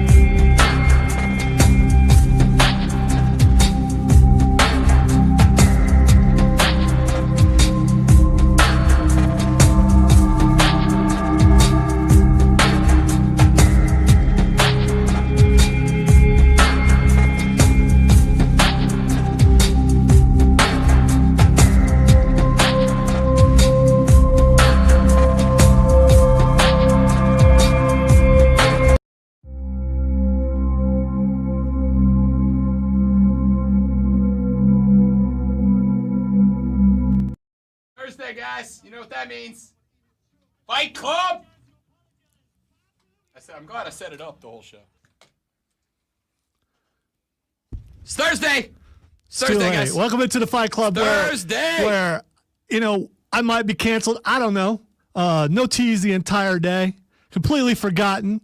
But that's a fighter rises up when they're forgotten. That's what a fighter does. The double champ does what the bleep he A fighter wants. comes out and goes, you know what? You can't cancel me. We're here to talk some Fight Club. Okay, so in fairness, real I quick. waited all day. I know. For you to mention. I know. And I also, although we weren't on stream, you guys could have seen it, I just sit here and wait and watched his eyes when the intro played. I couldn't figure it out. In fairness, I did kind of have to scramble because I found out this morning that Rashad needed to move. He was like, oh, my bad, I meant to tell you. And then, of course, for those of you that missed it earlier, Hayden S. Mario has moved back to Chicago. He is no longer with the network. He has taken some more opportunities in his young broadcasting career. And so I kind of had to reshuffle everything that I planned on doing today, and it all got out of me. That's my bad. Hey, if you're going to Mark Ryan me, I'm going to call you out. So, shades of that. Like, oh, okay, all right. I get it. Let's be real clear. I am the one who told you when you shifted over. Fight Club should be a thing on this show. Well, yeah. Do the Fight Club. Yeah. And I didn't want to, but you wanted me to anyway. Right. Because I wanted to leave the vestiges of that old world behind. But, it's okay. It's fine. I'm not really hurt. I thought it was funny. Fight Club! Which is why I was looking at you the entire time. That's cool. All right, because it is a benchmark, except for certain weeks. All right, let us talk about what we weren't sure was going to happen, but Are we sure it's going to happen now? According to reports, they flew out this morning. Okay. I don't think they should have told us they flew out. I don't think they should have told the world that they flew out this morning. It could be a smokescreen. But yeah, so Night of Champions happening Saturday in Saudi Arabia. And we know there's the unrest going on over there, and it's not very safe, but they have said, hey, we will keep you safe. So we'll see. So it's going to happen, and because it's in Saudi, it happens at 1 p.m. on Saturday. I know you're in the middle of doing something, but yeah, I put it on the background. Yeah, there you go. So it's on TV at 1 p.m. I like that. All right, there might be some more matches added, but for now, here we go. A match added, I believe it was Monday. Sami Zayn versus, and here's where we find out if Rob's going to say, see, the crowd has spoken. Sami Zayn versus Karrion Kross in his first PLE in a couple years. First off, Killer Kross. Killer Kross has got the opportunity to be a fantastic freaking character on this show, and I'm really excited about it. That being said, this feels like a couple of matches we expected to have fallen off, and we got to do something. So let's put something there. Here's these two guys. And that, unfortunately, for a dude who's been doing his best work lately, doesn't make me feel great about Karrion Kross's opportunity to win this, especially considering Sami Zayn's such a favorite. Doesn't have to win. And on top of that, he doesn't have to win. He's just got to go out there and have a great showing. That's what he's got to do. Well, again, I'm not going to say put on a 5-star match because I don't know what that is, but go out there and make the people remember who you are, especially the people who are keeping you off TV. I mean, I think remind them who they are. Like, I think he needs the opportunity to really bring the Killer Kross character into the ring, because some of the promos he's been doing, including the plenty with Sami Zayn, have been very good. And on top of that, he's such a good promo artist. I'm not going to be talking like the thing that somebody pointed out, that over the past X amount of months, whoever he was trying to get into their head, he would like do his hair the same way and like kind of dress a little bit like them to kind of like get buddy with them. Sami Zayn's one of those guys he's been trying to win over. Not only do I think that I don't think Karrion Kross wins, I think Sami Zayn wins, but I think this could be an opportunity to turn Zayn back, which I don't want, because Sami Zayn as the face is just fun. But I'll go Sami wins this thing. Yeah, there's a rumor someone else bigger will be turning heel pretty soon. We'll see. And that would be Cody Rhodes. I don't entirely believe it. All right, Dirty Dom is not going to Saudi because his ribs got hurt. I don't know if it's real or not. I don't. Maybe he just don't want to go. My understanding is that's a legitimate injury. Okay, because when he was trying to sell it Monday, it looked pretty fake. So he's still young in wrestling. He's got to learn how to do some things. Selling an injury, he's not good at it yet. All right, the next match is a street fight between Rhea Ripley and Raquel Rodriguez. We've seen this so many times. Need some taller wrestlers, taller women's wrestlers that look like they can go with Rhea Ripley. Because right now, it's just Raquel Rodriguez until Lash Legend gets good enough to move up. And on top of that, I call this shot when she and showed up. and Nia Jax, but It is tough when you're gonna send Rhea Ripley out to the ring with mommy. It is tough for her to sell the I'm a big monster gimmick that they've tried to put on Raquel the last since she showed up. Because just standing next to Rhea, it's no, I mean you're in good shape, but you're not mommy's jacked. You're very much not. But being said, she is the same height. So I mean there's that. Sure. And you're not going to see any of that anyway because they're in Saudi and they'll be completely covered up. Also true. Yeah. Stop going to Saudi Arabia, please. That being said, no reason mommy loses this fight. I agree. Rhea Ripley wins. Unless they continue to push the Prodigy in Judgment Day and she comes out and somehow helps Raquel beat Rhea Ripley, because the rumor is she's going to be taking Liv Morgan's place in the tag team because Liv got hurt, unfortunately. All right, United States Championship. Excuse me, choked up about this because it's a family matter. Jacob Fatu versus Solo Sikoa. Man, I don't want to see Jacob lose. I don't, but Solo hasn't won in a while. And if you want to continue this feud, the only way to do it is to take the belt off of Jacob Fatu. So I think Solo Sikoa is going to win. I don't. I think one of the things that takes precedent is to not have a dude who ends up organically over. Jacob Fatu ended up organically over, completely disappear. While he is strapped right now, he's got a mid-card strap that, to me, people really haven't been paying attention to very much lately. I think Fatu retains. All right, Queen of the Ring tournament final, Asuka versus Jade Cargill. Welcome back, Asuka. By the way. Yeah. It looks great, but she always does. Jade Cargill, I think, has improved a bunch, but she's also now wrestling top-tier talent who will take care of her a great deal to make some of the edges that still haven't been fixed yet look better. I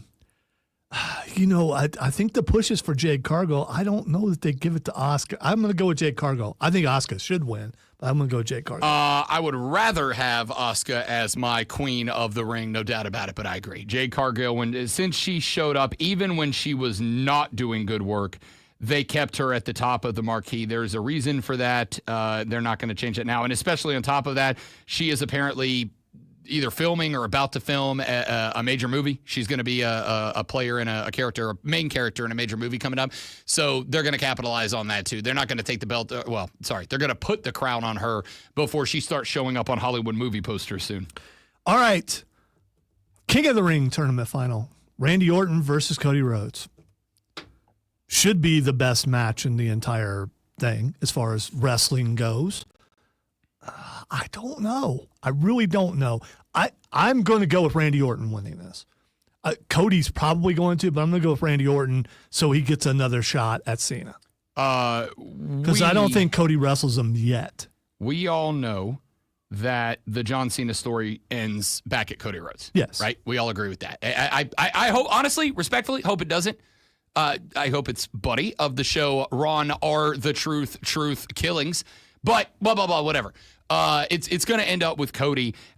You can't have Cody lose this match and then try to finagle him between here and there back into that position. I think Cody Rhodes at this point has been booked into a corner that he kind of has to win this. All right, WWE Championship, John Cena versus CM Punk. Cena, best promo of his entire career. And the way that Punk just laid there in the table the entire time. I thought was really good. He twitched a little bit. You but mean still. you mean when John Cena did exactly what Punk did in the pipe bomb that you hated so much, and when you mean that Punk did exactly what Cena did when Punk did the pipe bomb? The writers now are better than the writers were back then. So yes, and John Cena's a good actor. So yeah. He acted laying down on the table so much better than Punk did. Obviously, yeah, it was definitely more convincing. I mean, less movement, less eye twitching, less angry smirking. So I don't know how is this a decent match? I mean, Cena has wrestled better than what I thought he would in this final run, and as he's wrestling more, he's getting back into it. How does this thing end? I don't know. Cena's going to win, but I don't know how he wins. So let me start with this. It was a phenomenal promo, and whether or not CM Punk is in real life a hypocrite for going when he years ago told somebody at WWE to enjoy filleting a particular body part covered in Saudi blood money, and is now going to Saudi because it puts him on the top of the marquee. In real life, I don't know. I think Cena utilizing it as the reason that this is interesting is interesting. Again, CM Punk's not the guy that is going to end the heel run, the final run of one John Cena. We all know Punk is winning, or that Cena is winning this thing at the end of the night. In fact, if I recall correctly, I think John Cena is like I don't know what the number is, but I saw it yesterday. He's like the fourth shortest odds to retain in the history of PLEs, period. Cash in? Right? Cash in possibility? Nah, I don't think so. I don't think so. I don't think you have Cena lose, especially when he took a heel turn that, when it happened, was probably arguably the second most shocking heel turn of all time. And then Dwayne blew it up because Dwayne, and then Cena being so good at his job has in the past 3 weeks made it interesting again. All right. Let me just throw something out there. All right. So Cody and CM Punk said, Cody said we can't dodge each other forever. So Cody wins. Then CM Punk beats John Cena and wins the title. And then there's a cash in. And then Seth Rollins wins the title. And then Cody faces Seth Rollins, and then CM Punk faces Cody Rhodes, and CM Punk ends the year as the champion. Good night, everybody. I mean, again, fantasy booked, but is that how you want to end the Cena heel run? Just a random PLE on a Saturday afternoon to CM Punk in a foreign country. You know what? Just because he loses that title doesn't mean he can't win the other one. Yeah, but I mean, I don't know. I don't know. I think you'd be honestly. I think. I don't think it's going to play out. I don't think it's going to follow chalk. What we expect to happen. No, I think there will be something, because the other thing they won't want to do is, regardless of your feeling towards CM Punk, I was at Raw a couple of months ago when that guy came out at the end. It was the loudest that building was all night. They're not going to kill him off, but I also don't think you are going to take, the I don't 20. Think he's going to die. No, I don't mean that. I mean, I don't think you are going to kill off. Metaphorically speaking, I don't think you're going to kill off the most shocking heel turn you have had in 40 years. I don't think 30 years. I'm not that old. I don't think you're going to kill off that heel turn, and I don't think you're going to do it at 2:00 in the afternoon on a Saturday in a foreign country to then set up matches we've already seen multiple times. However Cena's heel run ends, it's got to be as momentous as how it started, and Punk on a Saturday afternoon in Saudi Arabia ain't it. All right, one last thing. I had a bunch of stuff, but that's fine. One last thing. This is very important. Chad Cable is injured and out, and this is weird. This is very strange. El Grande Americana also got injured, and so he's not going to be able to wrestle. The coincidence of all you conspiracy theorists who think that they're the same people. Now you're going to be able to say it even more. You know what you hate it for? You hate it for a company that has got Chad Gable, who has been doing phenomenal work, and at the same time that you found him, you had the opportunity to sign this legendary luchador who's been traveling the world for decades now. He finally gets his opportunity to show up, and they both get hurt at the same time. Like, that's painful for the company. It happens a lot. You look at all the people who are injured right now. Yeah. Dom's injured. There's just a bunch of guys. None of you ever say Dom's El Grande Americano. Why would you say it about? He could be. He's got a luchador background. When we come back, let's have a little fun to wrap up the show. EA Sports College Football 2026 is about a month away from being released. Earlier this week, they released their top 10 most difficult stadiums to play in list. And I will start by saying both of y'all made it, but one of you made it higher than the other. Who went where? We'll talk about that when we come back on the Rob Brown Show in the Fan Upstate. James, that's a very popular character and a fictional one. Obviously, Chad Gable and El Grande Americano are both real people with very different backgrounds and very different paths to the WWE, which is why it is very unfortunate that they both got injured at the exact same time. Have you got a chance to watch? And we have seen, for the record, El Grande Americano and Chad Gable on the screen at the same time. We have, and there's also Ludwig Kaiser. We haven't seen in a while. Was in the background when Chad Gable got hurt. I'm actually here for that match. People out there who think that Ludwig Kaiser is actually El Grande Americano. I've seen it. I've seen those people out there who think that's who it is. I'm here for Kaiser v. Gable. That would be a slap. If you get a chance, I haven't watched all of it, you should watch Kevin Owens on with Cody. I saw clips of it. Yeah, I've Saw watched the one where they were talking about. watched a little over half of it. Kevin Owens calls Cody out on so much stuff. And Cody has to go, yeah, you're right. Yeah, you're right. And I just saw a clip today about the Big Show thing stepping through the table. Yeah. And they said it was planned the whole way. And all these people online think it was an accident. And how many times Big Show actually, friend of the show, Big Show, how many times his chair is actually broken in places? He cannot laugh while sitting in a regular chair because it just breaks. I stumbled upon the clip the other day of Cody Rhodes and the Big Show in that, was it Intercontinental Championship tables match when... That's what I just said. It's like, you just don't listen to me. I guess I wasn't descriptive enough. When he stepped to the table. Oh, yeah, you did. I did. It's okay. Just like you forgot that today was, Fight Club. I'm sad about Mario. By the way, I completely get that, and that's kind of messed up that you're using that as a reason why you forgot, because you forgot before. And it works. You forgot before. If you've never forgotten before, it's emotional, it'll be different. and it works. You can't get mad at me if I'm sad about my friend. I also like Mario, so I mean, there's a producer bond that just exists. Producers come on and just right away, we go up against people, the evil people like Rob Brown.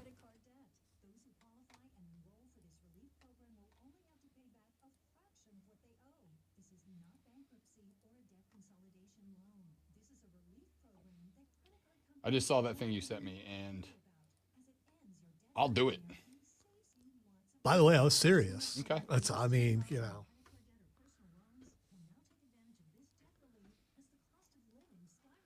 I'm sure they probably have people in mind, or they've been asking to do that for quite some time.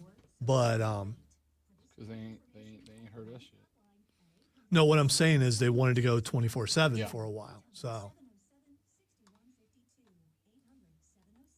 that's also something you can do without moving.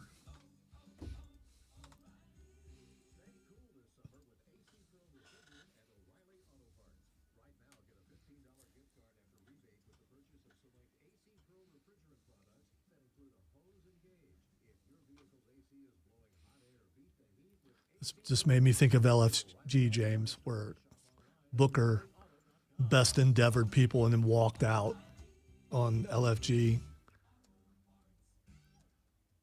My wife's like, did he really leave? It's like, come on. It's just drama for the show. He did look ticked, but, he's a decent actor. Also a fun interview. Still one of the surprise interviews that Mark Ryan never got. He's like, well, let me get Booker T. He's like, you won't do it. And he did.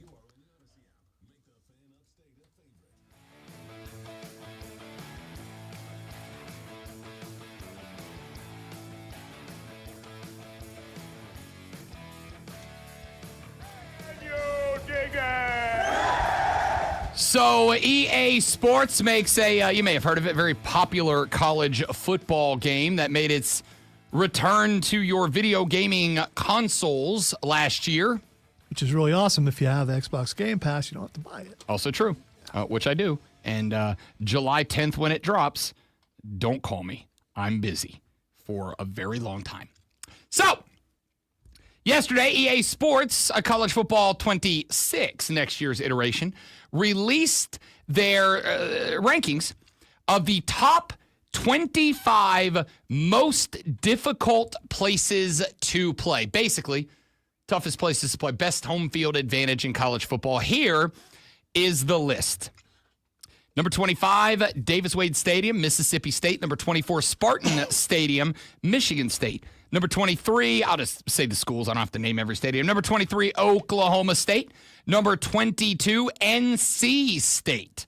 Number 21, Notre Dame Stadium. Number 20, Utah.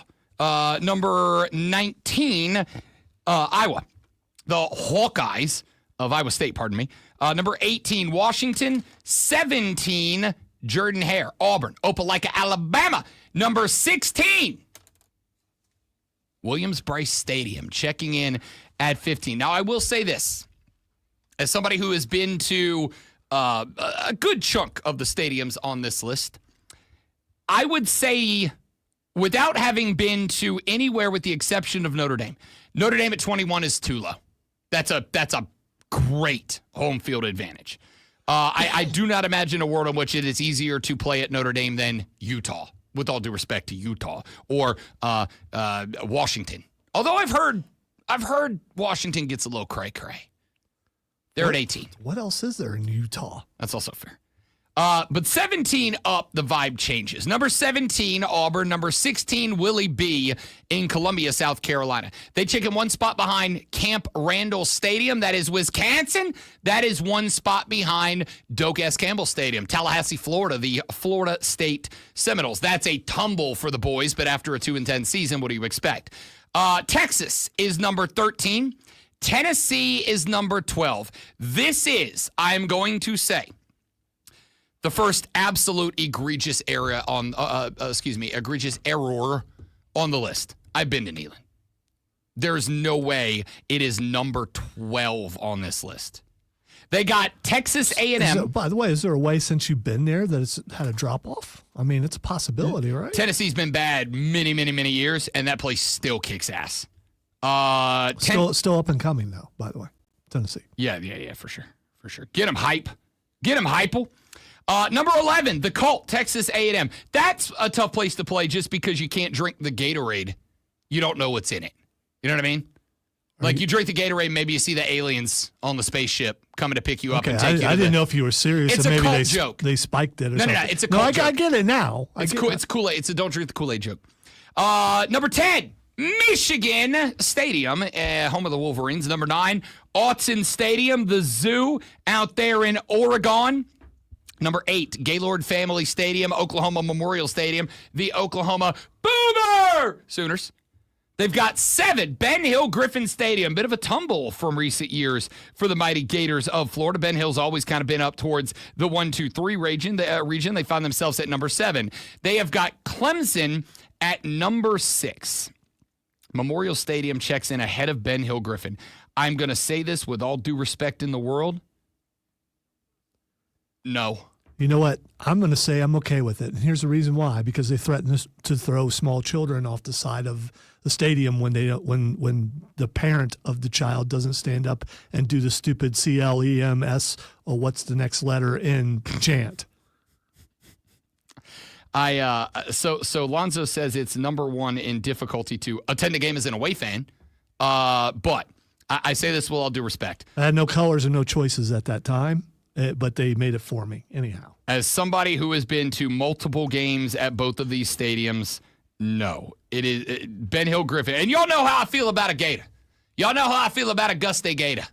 That place is brutal. No, it's not. They've got Bryant Denny at number 5 for the University of Alabama. Georgia Sanford Stadium, number 4. The Ohio State University's Ohio Stadium at number 3. Checks in right behind Beaver Stadium, the home of the Penn State Nittany Lions. And SU returns to the number one most difficult place to play in college football list. I am going to say of the places that I feel like they got it wrong and places they got it right, Ben Hill Griffin is too low. I would say, as somebody who's been to, again, both of these stadiums, I would put it ahead of Clemson. I would put it ahead of Alabama. I have not been to Georgia yet. I've heard Georgia's right up there with it. I think I would probably slot them at number 5. I'd drop Alabama and Clemson back. Penn State's only tough for one thing, and that's the whiteout, and they only do it once a year, pretty much. I also haven't been to Penn State. Double D's been trying to get me up there for a while. He invites me up every year, and I just haven't been able to make it work. I'd really like to get up there to a game because I've heard they're spectacular. I don't know. I haven't been there yet. I can say Ben Hill deserves to go above Clemson and Alabama. I'd put it on par with Georgia. I would probably drop Oklahoma down 4 or 5 spots behind Oregon, behind Michigan. I would move Neyland up. I'd probably move Neyland all the way up ahead of Clemson. I think that's really it for me in the top 10. And now the Rob Brown Show presents Twitter. I didn't know if you forgot that too, so we had extra time, so we're good. All right. The things he wants to say to me, which he probably will after the show. I was gonna make a okay wife joke there because she's really good at that too. That emotional manipulation. There are ways that we're technically twins, so my therapist told me to address it in a more productive manner. So. Wow. Okay, the first thing that's Xing is Superman. Did we get a new trailer? We got a new clip. Yeah. But I think they're dropping too many clips. This one you need to watch though. I mean, really, it's like I think they're dropping too many clips, but go watch it right now. Well, I respect it. Even though you say you're going to go see Superman, you have not been a fan of Superman. I haven't. But I've also told you I'm very in on this movie because this clip throws something else in there that's going to get fans of certain things to go, oh, I got to go see this now. My ticket's bought, by the way. July 10th, 7:30 at Regal. My ticket is already in the phone. It's ready to go. I'm excited. 7:30, going with some of the soccer nerds to go see it.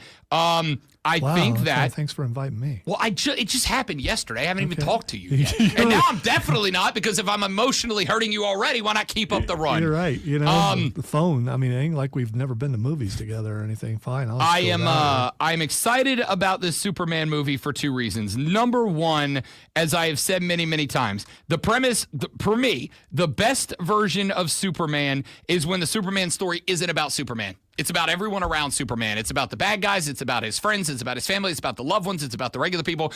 The clip that won me over was largely inconsequential, but there's a clip where there's a little kid in very clearly like some sort of war-torn area, and while everybody else is running for their lives, this little kid stops and he puts up a flagpole that has the Superman flag with a logo on a flag on it, and I was like, that's what this is supposed to be about. Number 2, all of the trailers and commercials so far make it look like Lex is just going to throw progressively bigger and more badass things to kill him at, which means we're just going to get bigger and better cinematic Superman fights. Give it to me. This new clip is between Lex and Superman, by the way.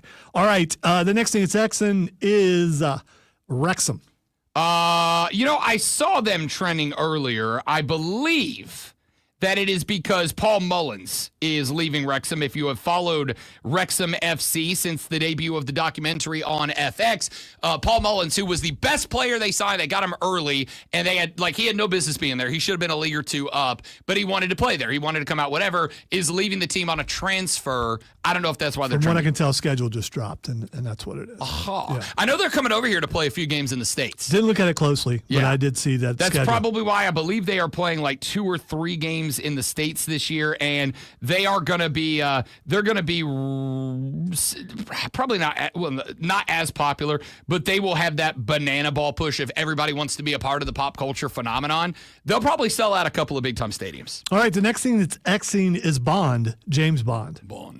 James. Is this because of the Idris Elba push that we're getting right now? No, actually, they've named a director for the next movie, and it is Denis Villeneuve, and who has just directed all the Dune movies. He is the guy who's going to be directing the next James Bond. Okay, the Doom movie seems to be relatively well received. They are excellent. Yeah. Yes, they are. Now, obviously, switching from dystopian sci-fi to spy thriller is going to be interesting. But I also think this is one of those things that, and I don't really feel this way about most movies, but like, if he's going to have Dune tones where it's going to be like kind of dark and dusty and whatever, I think you got to have the right James Bond. And we still don't know who that's going to be yet. Yeah, I don't know that they're going to go with those kind of tones. I'm sure he directed stuff before that. I would like to submit that we bring back Pierce Brosnan. He's too old. Say what you want. I love Pierce Brosnan as James Bond. GoldenEye was just fun. There's a former Superman who I think would be good, and her name was Xena Onatopp. Yes. That's the second best Bond girl name ever. I also really, I think Idris Elba would be pretty good, but he's pretty old. So if you're wanting to start over, you got to go with the younger guy. I don't think you do. I think we could go the direction of having a, like an older Bond who's got that one last mission. And on top of that, if you ever wanted to play into the theory that James Bond is the code name, not the actual guy, what a cool moment to do that in the movie. Have an old Idris and then he dies and then they pick the next Bond and that's how you debut the next Bond. Oh, I think it'd be awesome. I would leave that out there. All right, the last thing that's Xing is Tony Stark. Tony Stark Xing because Ironheart dropped on Disney last night, and while I have not gotten the opportunity to watch it yet, I'm going to assume that there is quite a bit of Tony Stark reference / discussion / maybe a cameo. I wouldn't say if there was, but there is backlash between how one is treated and the other is treated. It's just all internet stuff. But that's why it's Xing. It's not. It's pretty good. I've seen 3 episodes and I like it. Well, there's only 3 out, so you've seen all the episodes. All right, that's it for us. Hope you enjoyed the show. If you didn't, it's your own fault. Come back tomorrow. We'll try again because it's Friday. We get weird on Friday. Friday got to get down on Friday. Y'all have a great rest of your day.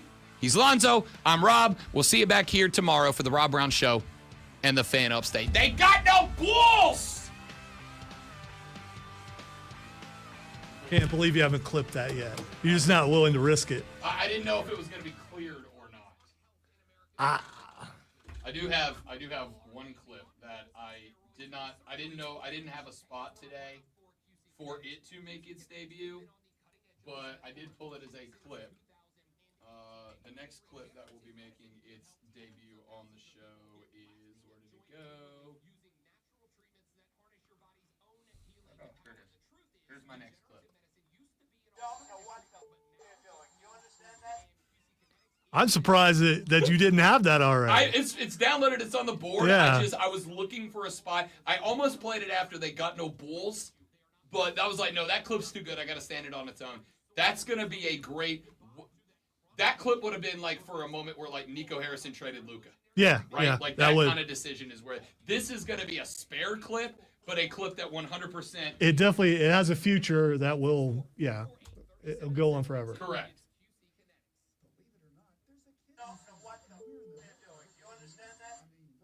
Also, I may have to retrim it. Oh, no, I don't. I got it right. Okay. It just clipped through something. Anyway.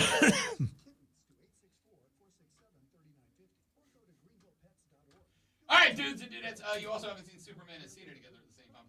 Cena was asked at a con yesterday if there was any future for him in the MCU.